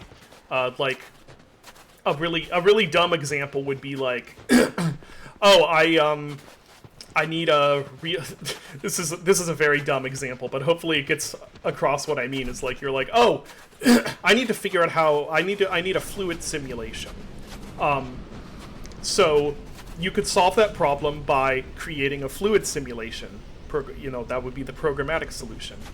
You could solve that problem by figuring out a solution with a particle system or some existing option like that that looks realistic, even if it isn't realistic under the hood. You could solve it artistically, or you could solve it with game design by designing out the need for a fluid simulation. Do you see what I mean? So anyway, like, the more knowledge you have in different areas of making a game, the more tools you have to bring to these game development problems. And sometimes that means the difference between not being able to solve it and being able to solve it. Or sometimes it means the difference between, like I said, having to solve it with the design tool of designing it away, or being able to, like, oh, actually, I know this other way I could approach this. What is the to-do fluid sim here solution? I think fluid sims comes to mind for me because over the past month or so, I keep going through this cycle of like, man, I think it'd be really cool to make a fluid sim. And then I start dipping my toes into the fluid sim water, pun intended, and very quickly realize, no, I am not nearly smart enough to make a fluid sim. Like, it looks so simple from the outside. I mean, it doesn't look simple, but from the outside, you're just like, yeah, it's fine. You just have a whole bunch of, like, fluid particles. You make them all interact. Just run them on the GPU so that they perform well, or you just have less of them. Like, how hard could it be? Very hard, as it turns out. There's a reason that this is not a thing in most games right now. Of course, Hatsu went down a 5-month-long water rendering side quest. Did you? Yeah. Were you able to get anything going after that, Hatsu?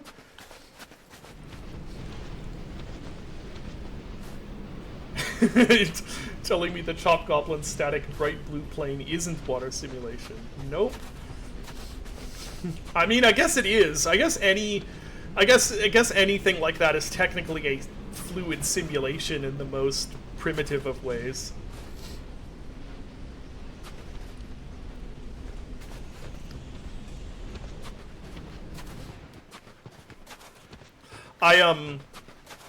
If you want to play around with a fluid simulation in a game setting, I can highly recommend GWater 2 for Gmod as being worth your time to set up and mess with. It's very fun. What was that?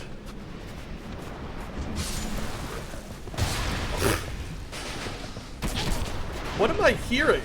What are you being shot at? Oh, it's one of those NPCs. Okay. He has like a fucking.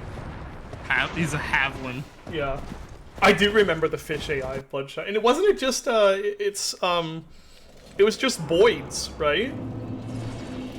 Or am I misremembering?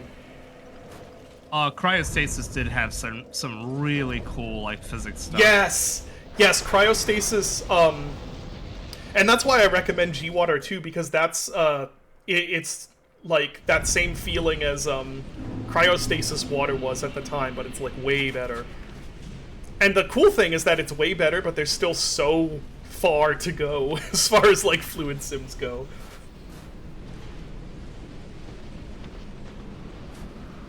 Trying to copy Counter-Strike 2's water. Oh, I think I remember you doing that, Hatsu. You did successfully copy Counter-Strike 2's water, didn't you? At least, visually it looked like it. Where am I going? There we go. It was the same one Mario 64 had. It might have been, I think, if it was Boyd's, B-O-I-D-S, that's a very commonly used flocking algorithm. I mean, it's in Half-Life 1, I believe. Yeah, I think it's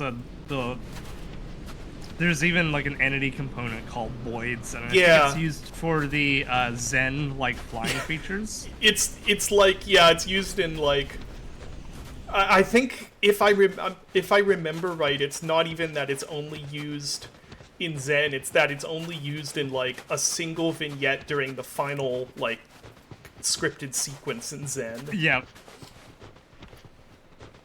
And yes, of course, Half-Life's cockroach AI is just so stupid in such a brilliant way. It's great. It's like, why do they run from light? Is there a reason that had to be in the game? No, but it's amazing. People talk about Red Dead 2 all the time, but like for me, the cockroach AI is like the holy grail of useless features.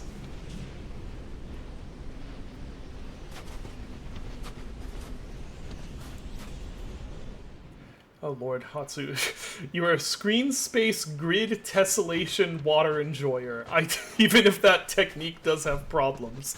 I don't see, yeah, I have no idea what any of that means. I mean, I guess I kind of do. Screen space grid tessellation. I know what tessellation is. I know what all of those words are individually. I don't have any clue what they mean together. Far Cry 5 and Wolfenstein 2 use it. Ah, but what technique does hydrophobia, the game, use? That's what we really need to know.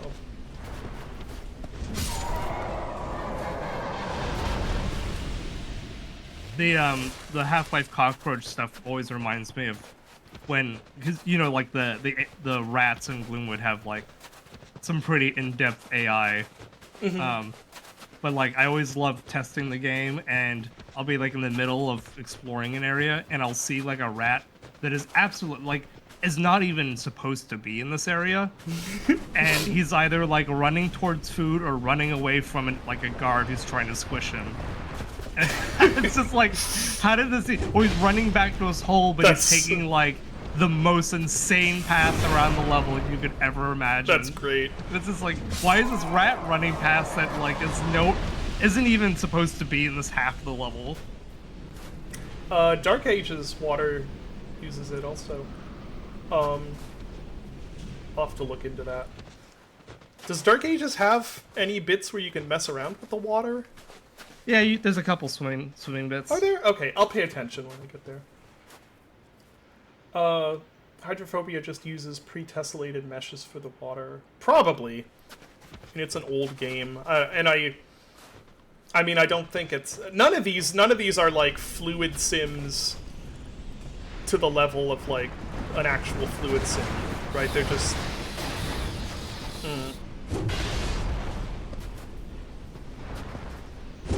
Hold on, I'm just concentrating to make sure I don't die to this one guy.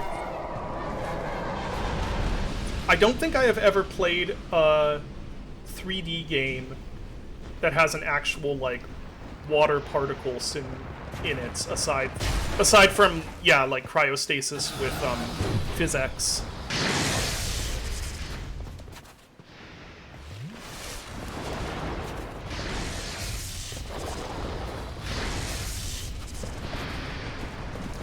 Boy, maybe I should run. Nope, I should not. Oh, man.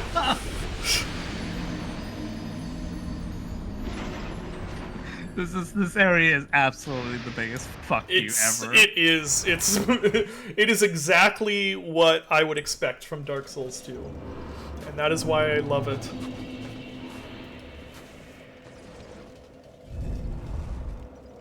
Half-Life 2 used to leak water and oil from pipes when you shot them, and for some reason they cut it. Huh.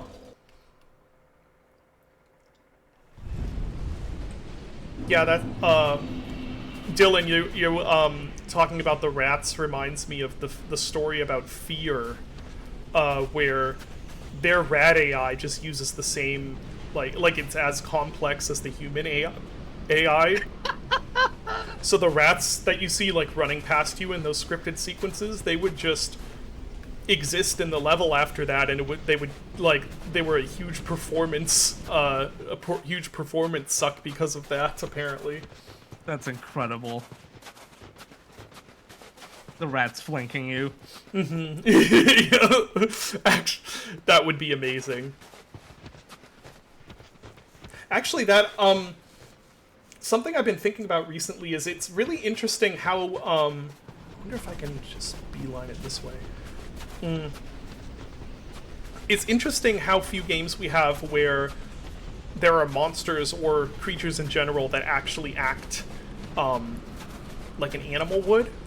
And what I mean by that is like I have never personally played a game where I can like walk and I can be like walking and then turn around and find that there's been something quietly stalking behind me that whole time. Because usually what things in video games do is that as soon as they have an opportunity, they'll, rush to attack you. I haven't really played many games that have creatures, with like self-preservation or the idea of trying to stay hidden, stuff like that. There's this one bit in Scroll Stapler you might like. Yeah, kind of like that, but I'm thinking more like it would help, or it would do it dynamically, where it's like you could be walking through a forest and suddenly realize that you're hearing footsteps behind you and that there's been something following you for like 3 minutes or something like that.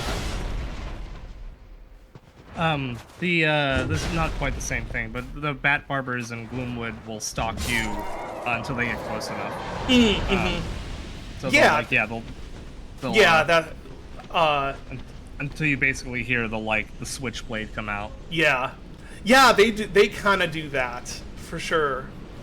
I also think it'd be cool if you had an enemy that could actually hide in the foliage and stay still. Oh, You know? yeah. Like these would all come with oh gosh, I lost track of my direction. I think it's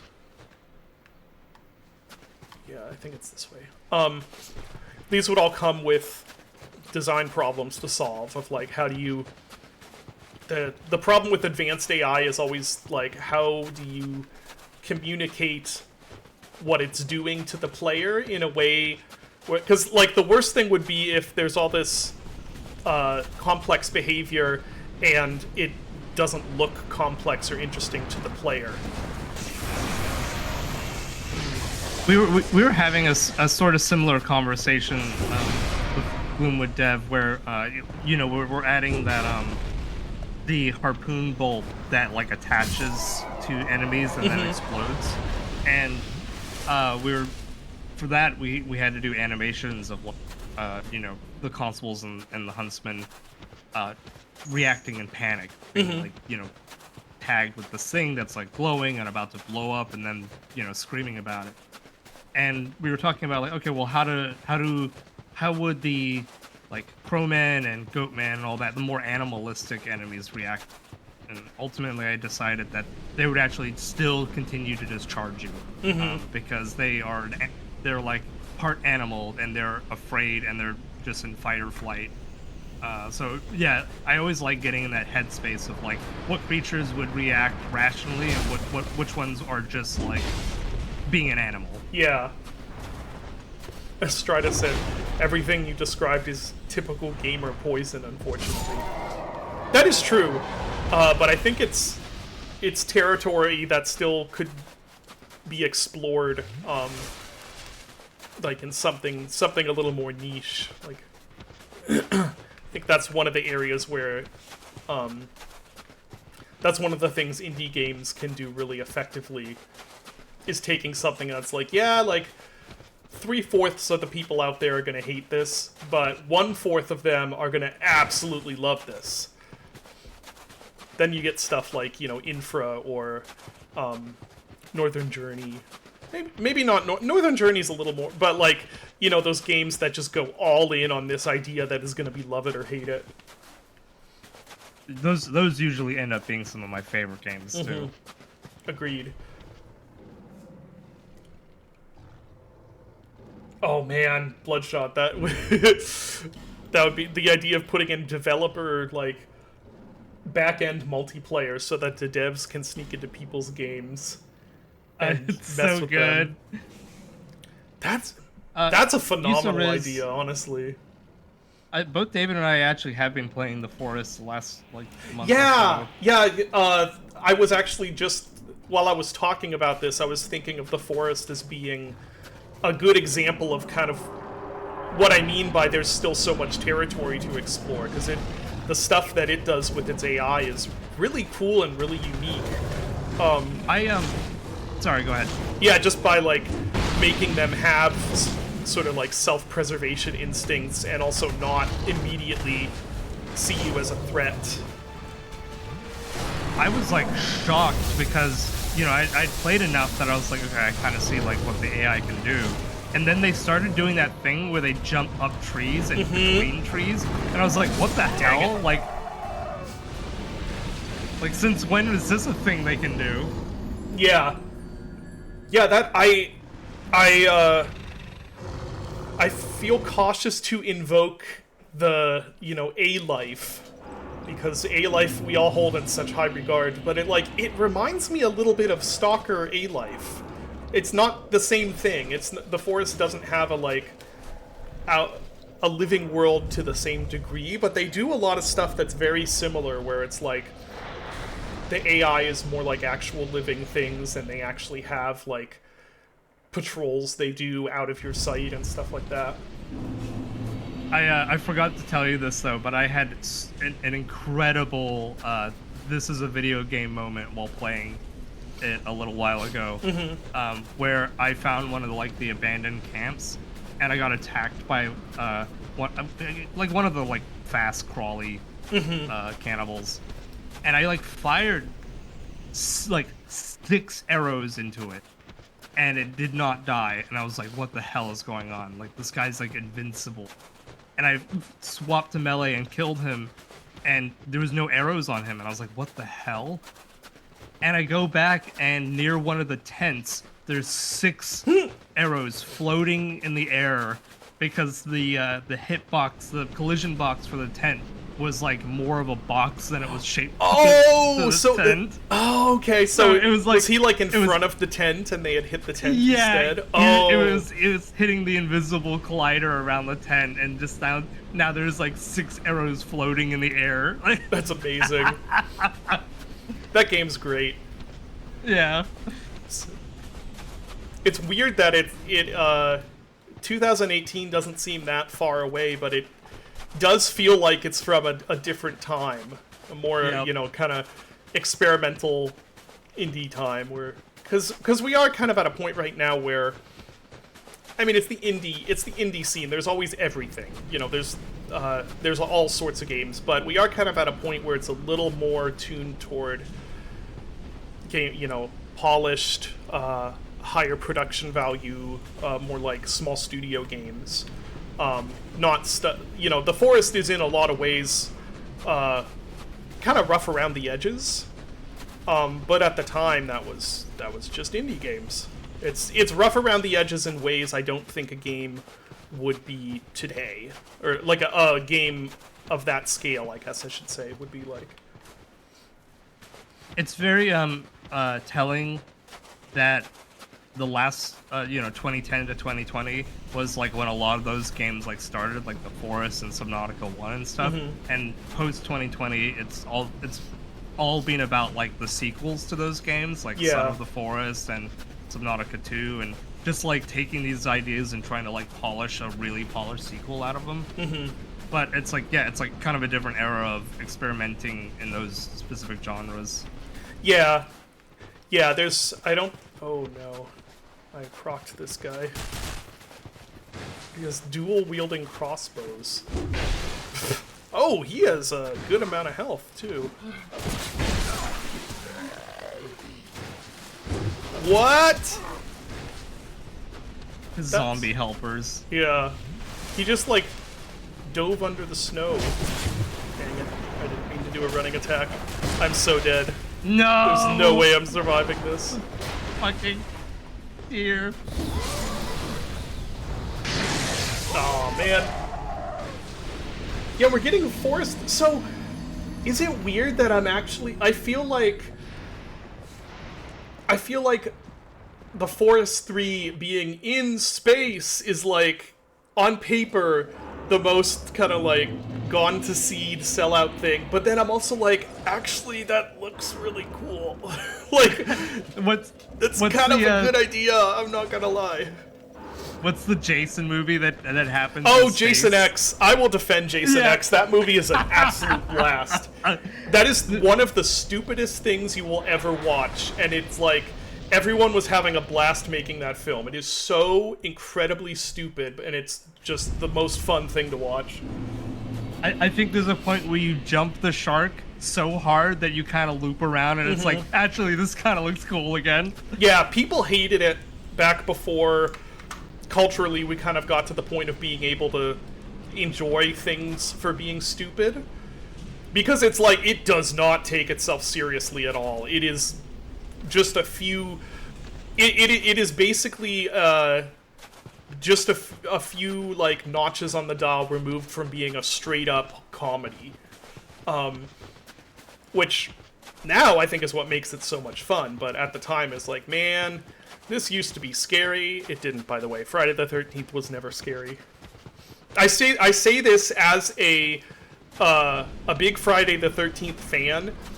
That series has never been good. Not once. It started out and it was a cynical cash grab. And there has never been a point where it fell from grace, because it was never in grace to begin with. Even the first one with like Kevin Bacon and all that. The first one is bad. Like, it's a cynical like, Halloween clone. Yeah, I think I told you that, like, man, that movie was. I watched it like, I don't know, 2019 or something like that. And I think I told you, like, man, that movie is as bad as I remember it, but it does have some nice like raining sequences in the camp. That There was are like a few, the main yeah, takeaway. there are a few points where it does have a little bit of an atmosphere to it, but they're few and far between. And and understand me when I say this. I love Friday the 13th. Like it's bad, and I say that with the most affection you could muster. Like there is something weirdly additive about bad movies where it's like you have one single bad horror movie. Like it's like, whatever. You have like 10 of them. You have a series of 10 bad horror movies, all of the same series. That's like, okay, now you have my attention. Like one Friday the 13th movie, no, don't care. But when there's like, what is there, 12 of them? Then it's like, well, okay, yeah, I'll watch the whole series of that, because for some reason, more bad is somehow makes it more palatable. It's the Fast and the Furious of the horror genre. Yeah. I don't know, there's something about it where it's like it's an almost Zen-like experience of watching through all of the Friday the 13th films in succession.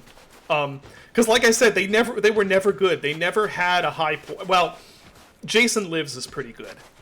Jason Lives is what is that, the 6th, I think? Yeah, it's the 6th one. And it's basically Friday the 13th Evil Dead in terms of it being like it is a straight up horror comedy. And it's not as good as Evil Dead, of course, but it's like far and away the best one. It is actually a pretty decent movie, which makes, puts it in a very high tier in Friday the 13th. Not Jason in Space, no. Jason X I consider a very close second. And I will die on that hill. That movie is so much fun. But yeah, it's a weird, almost Zen-like experience to watch through all those movies and just see this continual, almost biblical proportions struggle between a horror film that from the beginning wants nothing more than to disgust and titillate. It was never anything more than we want to show you as much gore as we can, and we want to show you as much sex and boobs as we can. That was its goal from the very beginning. And seeing that, then have to struggle with the MPAA to secure an R rating is so much. It's like this saga, because Friday the 13th is nothing without blood and boobs. That's all it has, right? But the MPAA had a thing out for Friday the 13th. They hated it. So they were... Ooh, hello, horse.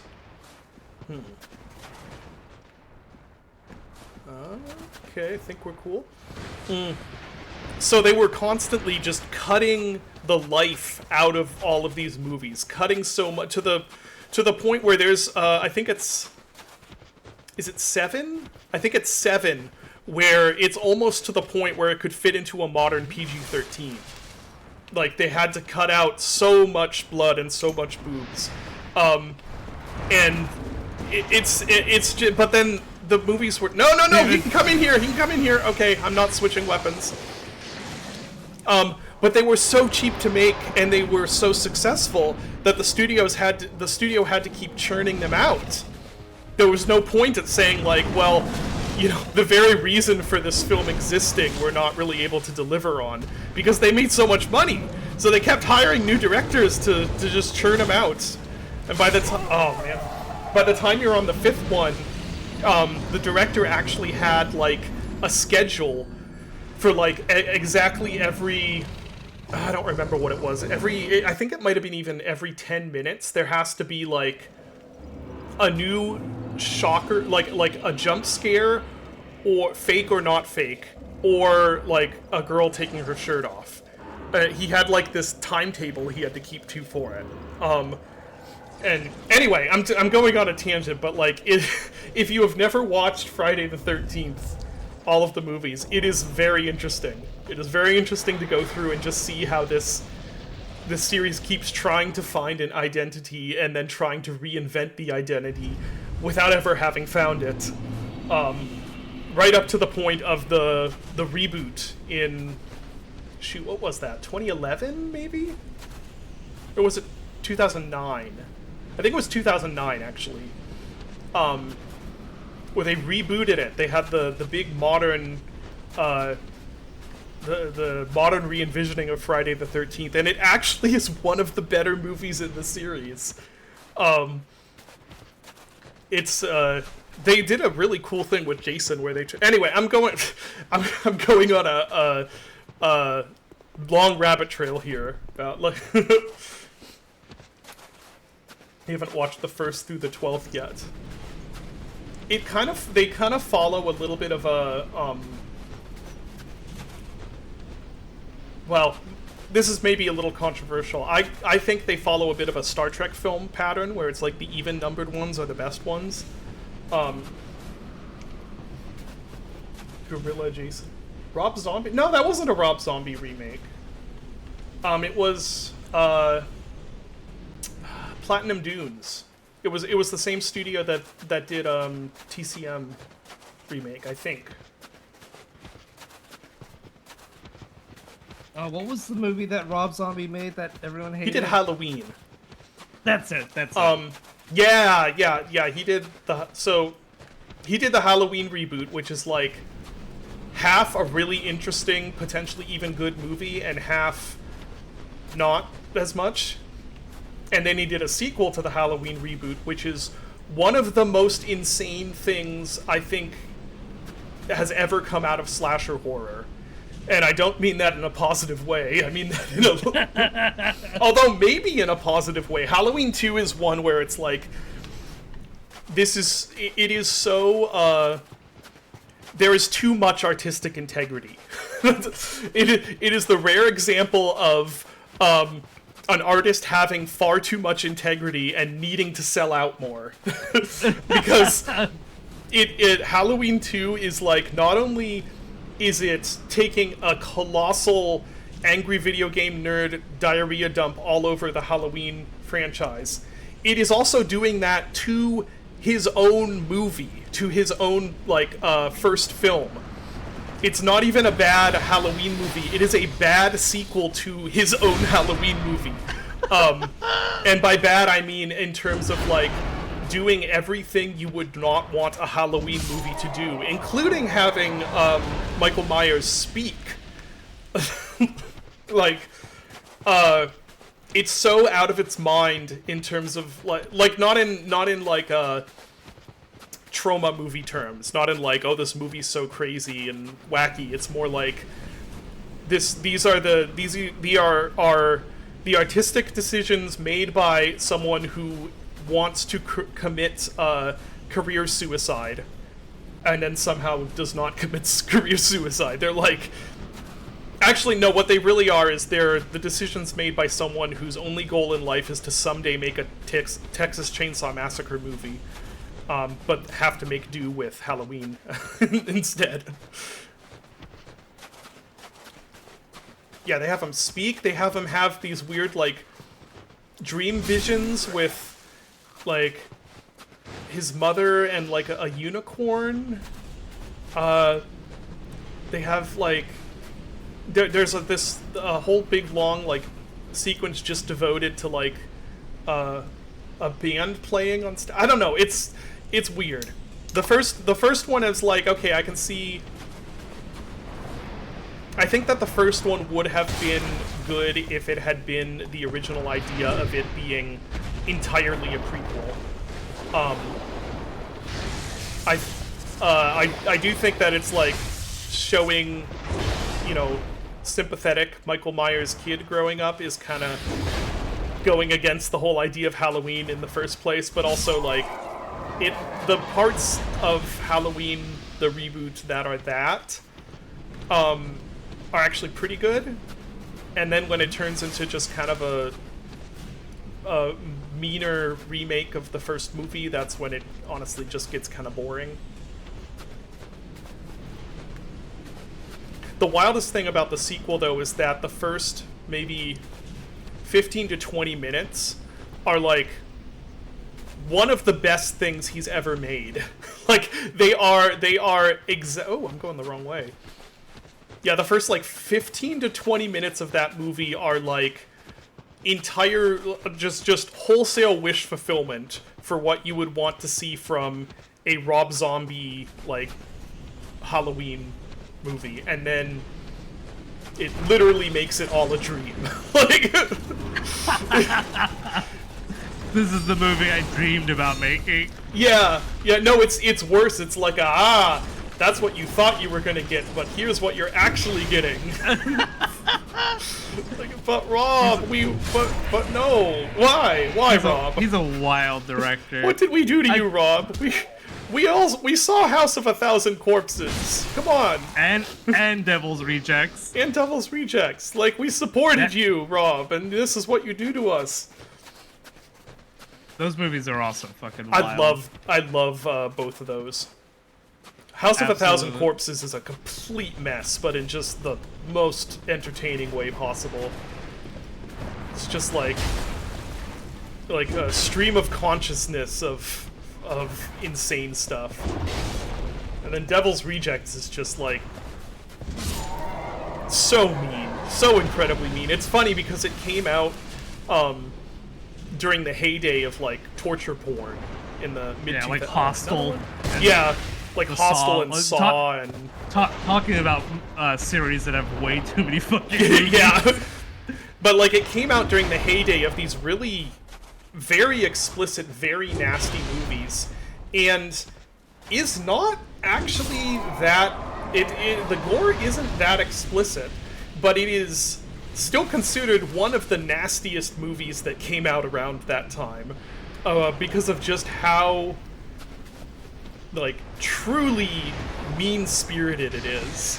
Yeah. Like unrepentantly mean-spirited toward first a whole bunch of innocent people and then to the main characters, and it's kind of brilliant. Okay, I'm gonna make a run. Captain Spaulding was great, yeah. Dude, he was awesome as Captain Spaulding. Yeah. He was a great actor. And yes, Sarah's. To your original point, the remake Jason was great. They basically made him this like, oh no. The horse fucking has come to my Yep, door. this never has Horsefuck Valley horse fucked more than this moment. Oh man, no!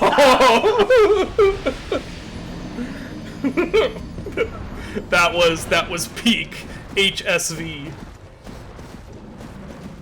Hey, HSV. No, HFV.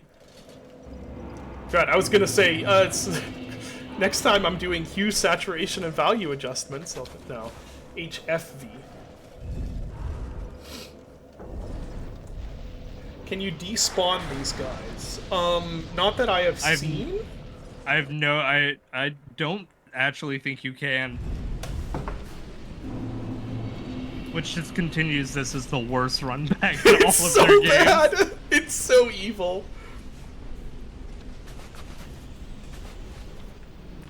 This is the thing that. This is like the. Sorry, every time I'm waiting for the blizzard, I just like looking at the god rays. They're so pretty. This is the thing that I think is probably hard to go back to if you came to Souls-likes through Elden Ring with its statues of Marika.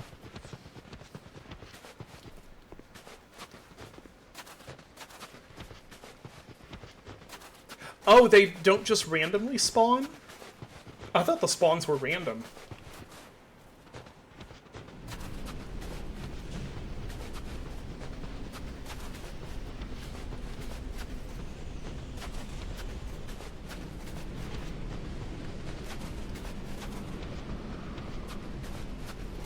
He just summoned all 3 NPCs, and you know what? I might actually resort to that. Oh shoot, we are. Oh, I was hoping to I was hoping we would be saying farewell to HFV by the end of this stream, but I don't think we're gonna get there unless I really change up how things are going. I might resort to summons. Supposedly you can despawn them, it just takes forever. You know, that's somehow even more evil than if they just didn't respawn, or didn't despawn. Like... It's so evil that there's hope, you know? Oh, you know, now that we're on the subject of exploitation horror films, Dylan, have you ever seen Blood-Sucking Freaks? Which one is that one? I might have. The one from the, what was that? Was it 70s, I think?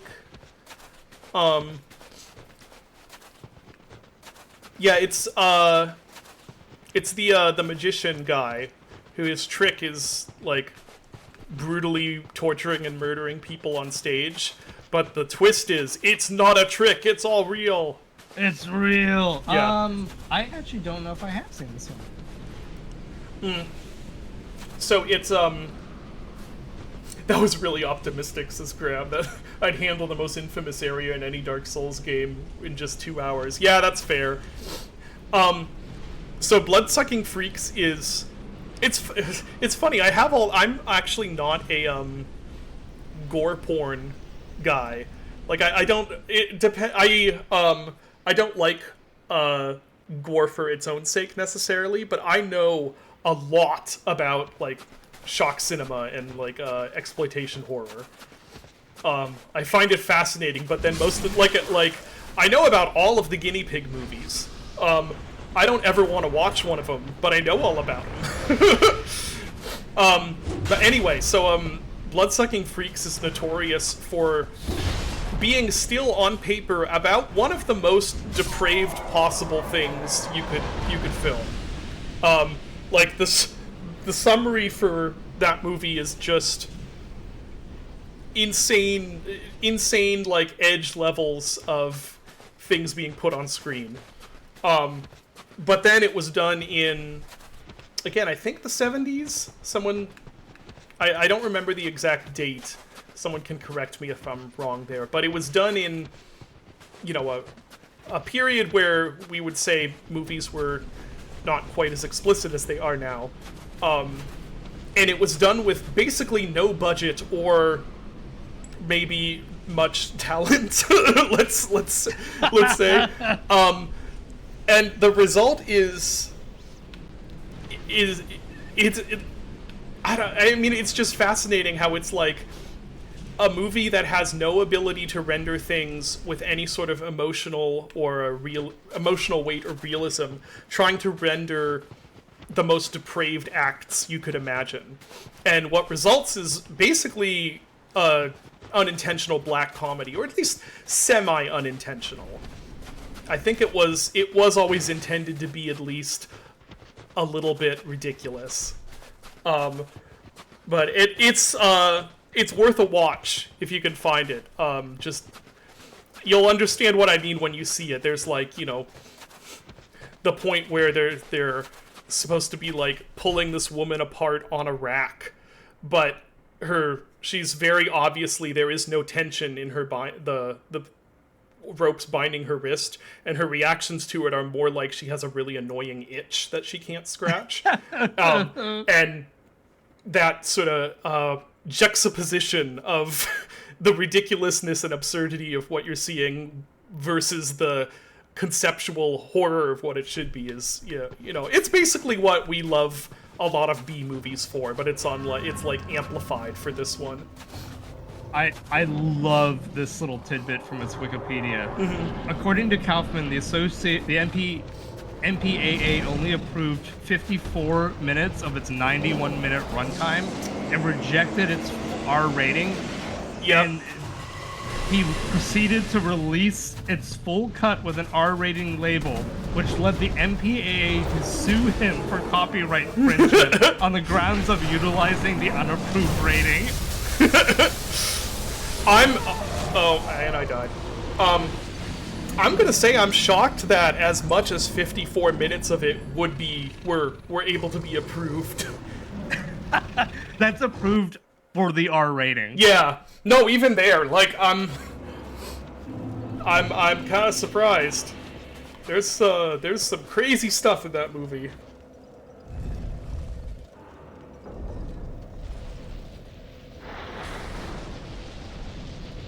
Yeah, I always have this fascination with like the extreme extents that like art can go to, but then I don't really I don't necessarily have the stomach for it. Like a little while back, I kind of went down this rabbit hole of learning about the world of like extreme horror literature. And which conceptually I'm like, oh, that's really interesting.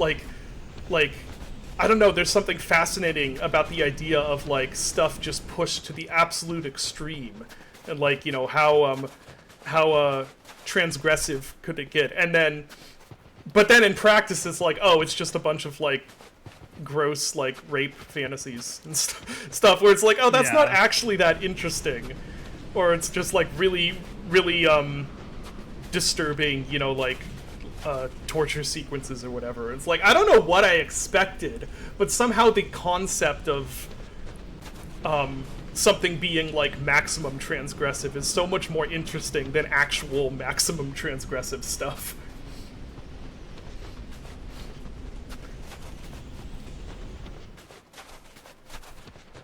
Do game companies care about AO ratings anymore? I mean, ratings just don't hold a lot of weight at all. Oh, I said I was gonna summon. Next, if I die on this one, I'll summon for the next go, and I think that will be either we win or we don't.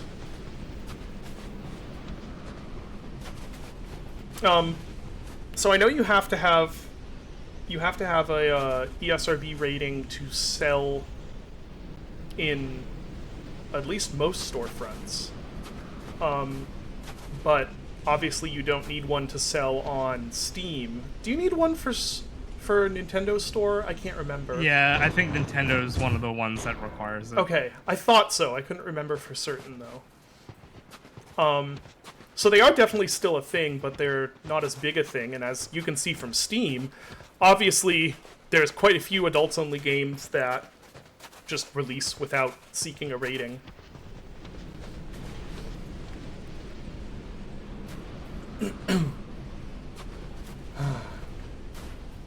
Imagine playing this in a dark room. Imagine you're trying to play this like lying in bed. It's just you keep getting flashbanged. Lemmy waking up. Like, yeah.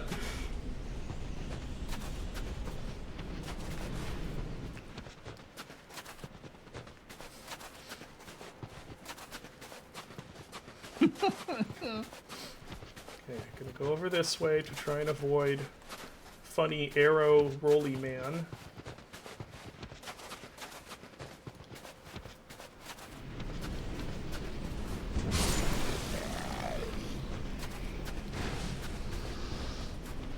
Man, that really kind of feels like sandblasting a gnat.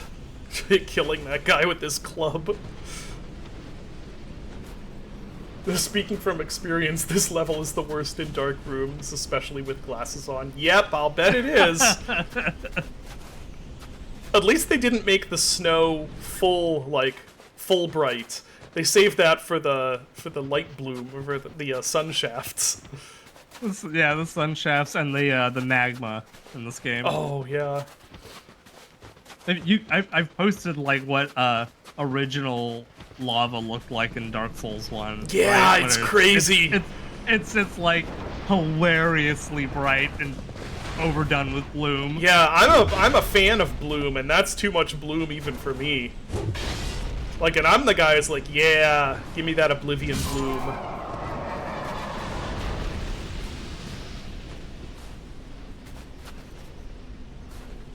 That's why there was a mod to turn down. I want to ask an uncomfortable question about Gloomwood. 2027 or 2028 for 1.0?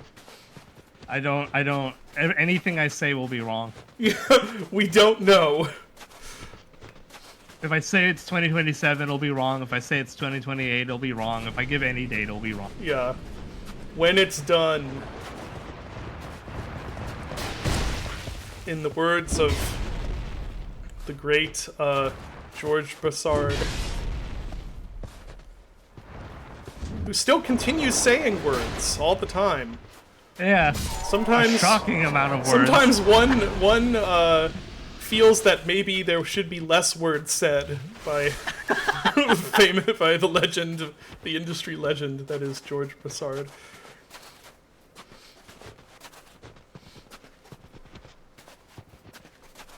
What you posted earlier, Carmack thought that id Software was a net negative on Microsoft's life was amazing.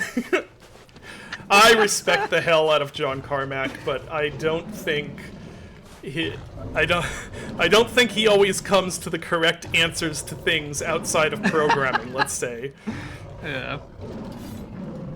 Okay, we're gonna go the opposite and try small pokey stick.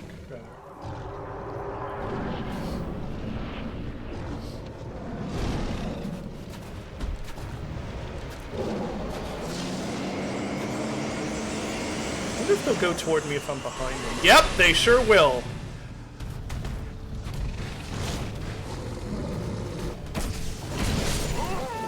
Okay, that does actually do really good damage, though. So, I think what we're gonna do, this is gonna be the last run for today. I'm gonna summon some guys, and I'm gonna not use the pokey stick on the way there, for sure. Oh shoot, where is that? There it is. You should use the one that's unupgraded by accident. Yeah.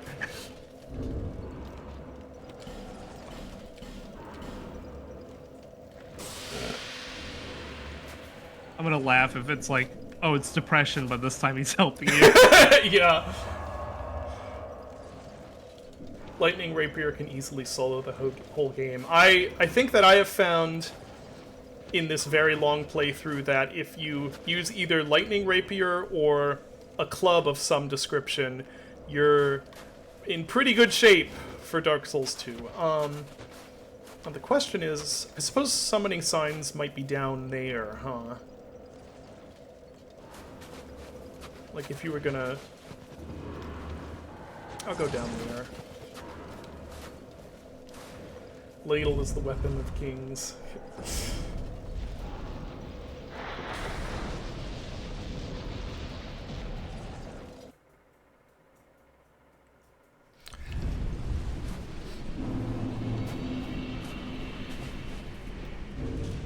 Okay.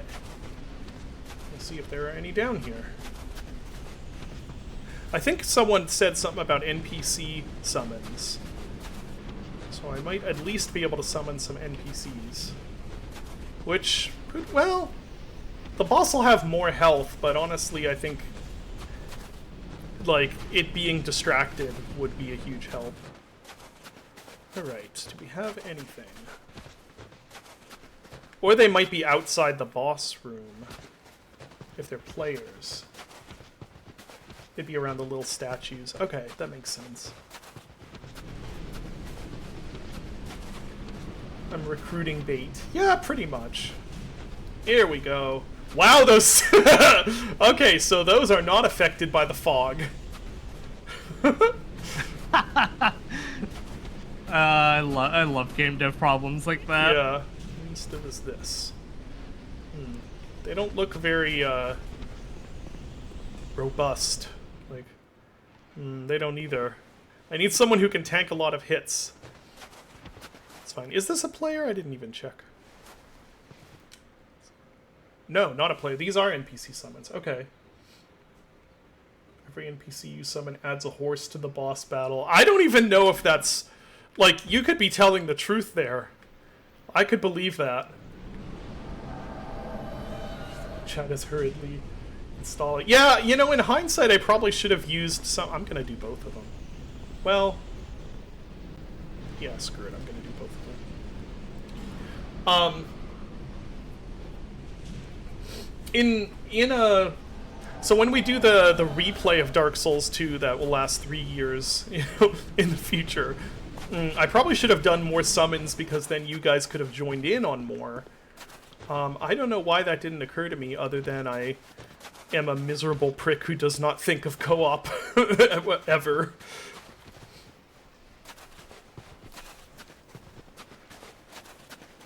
That is not Winter Gear. Yeah, that is not Winter Gear. Isn't she yeah, she's an NPC. Why is... I don't think that NPC was dressed like that when I met them. They're Norwegian. Yeah.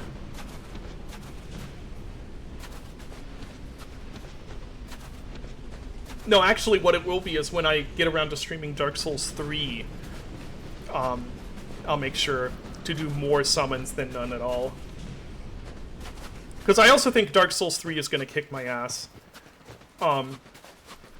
It kicks your ass, but in a less fun way, I kind of feel like. I think it's probably going to demand more skill and less persistence. Or more skill and equal amount of persistence, maybe. I've, gotten my way... Well, I did get all the way through Elden Ring, though. But I've gotten through Dark Souls 1 and 2 primarily on numbskulled persistence, not on skill. Like, there's just so many ways you die in this game that it's just, like, inherently funny that it happened. Yeah.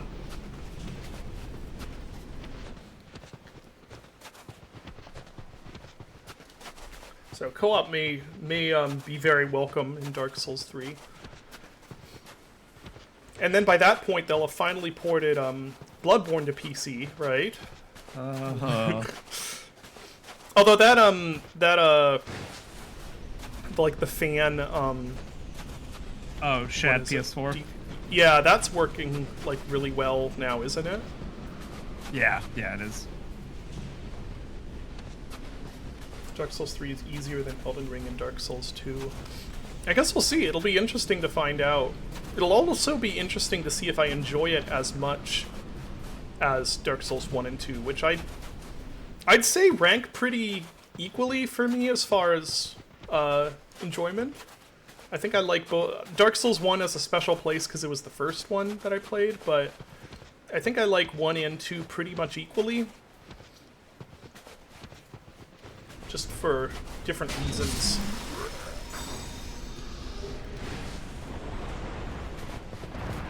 Oh, jeez. If I die to this horse, that's gonna be rough. I'm gonna heal. Did they kill the horse? No. They are distracting the horse.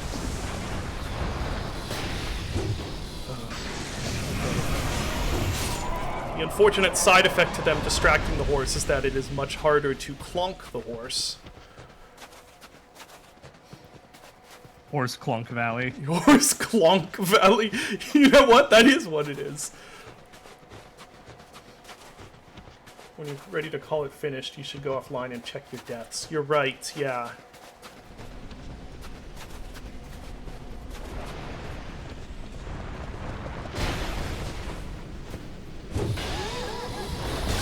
Oh.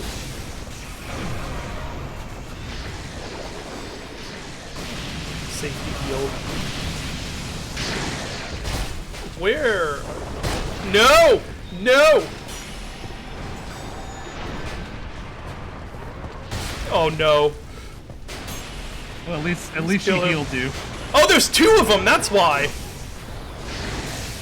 2 of them plus...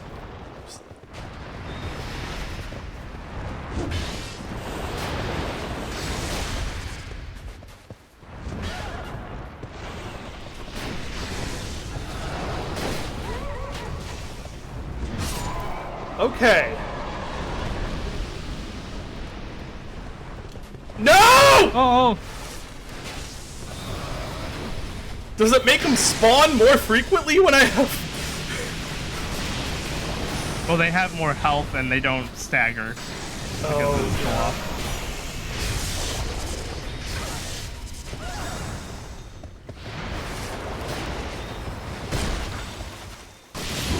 Okay. Run! Get inside before another one shows up.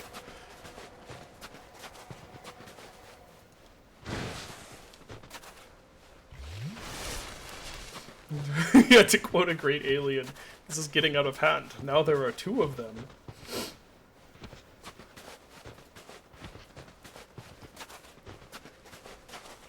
Oh yes, Sekiro needs to be on the list for someday too. That's a good one.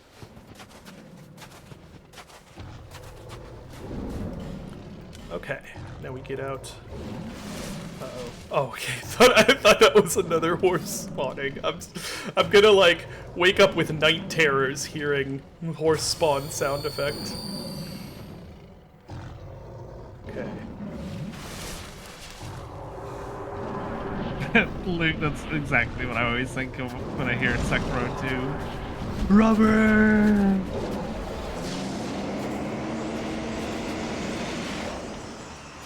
Aha.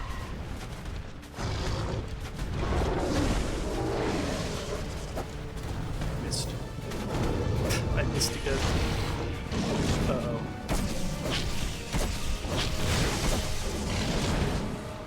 Okay, well, there. Oh, the second one came out faster. Wow! Okay. He That's came out early! bad. That is not good. Maybe I should. I think we should tag this one, but then I can't have the second one in my sights very effectively. The second one... Okay, now he's doing stuff.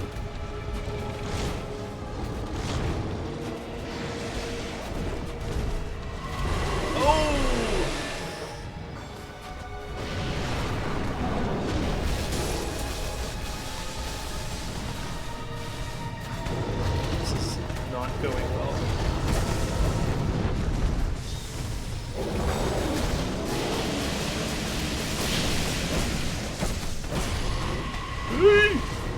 This is chaos. Like, Yep.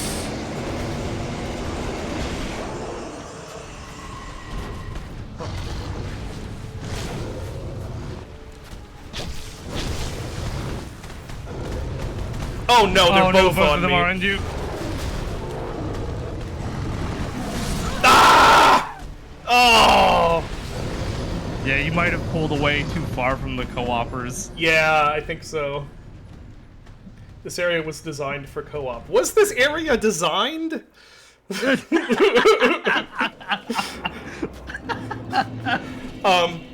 Okay, so I think next time we will be going the co-op route. Because why not? Maybe summoning 2 NPCs was not the way to go, but yeah, we'll be back in the valley next time we play, which I believe should be next week. I don't think I have anything up, but you know how it goes. We did manage to do 2 weeks in a row, so that's really that's unusually successful for us. So, but yeah, I'll say right now, yeah, I'll try doing some like actual human co-op if you guys want to try joining in. We can all be in Horsefuck Valley together. There's no truer friendship than being together in Horsefuck Valley. So, anyway, I'm gonna go do stuff that does not involve a blizzard. I'm gonna go try and get the image of pure white off of my from being like burnt into my retinas. Have to be in a dark room after this. Yeah. But thank you, everyone. Thank you, Dylan, for joining, and we will hopefully see you next week. So, bye! See ya!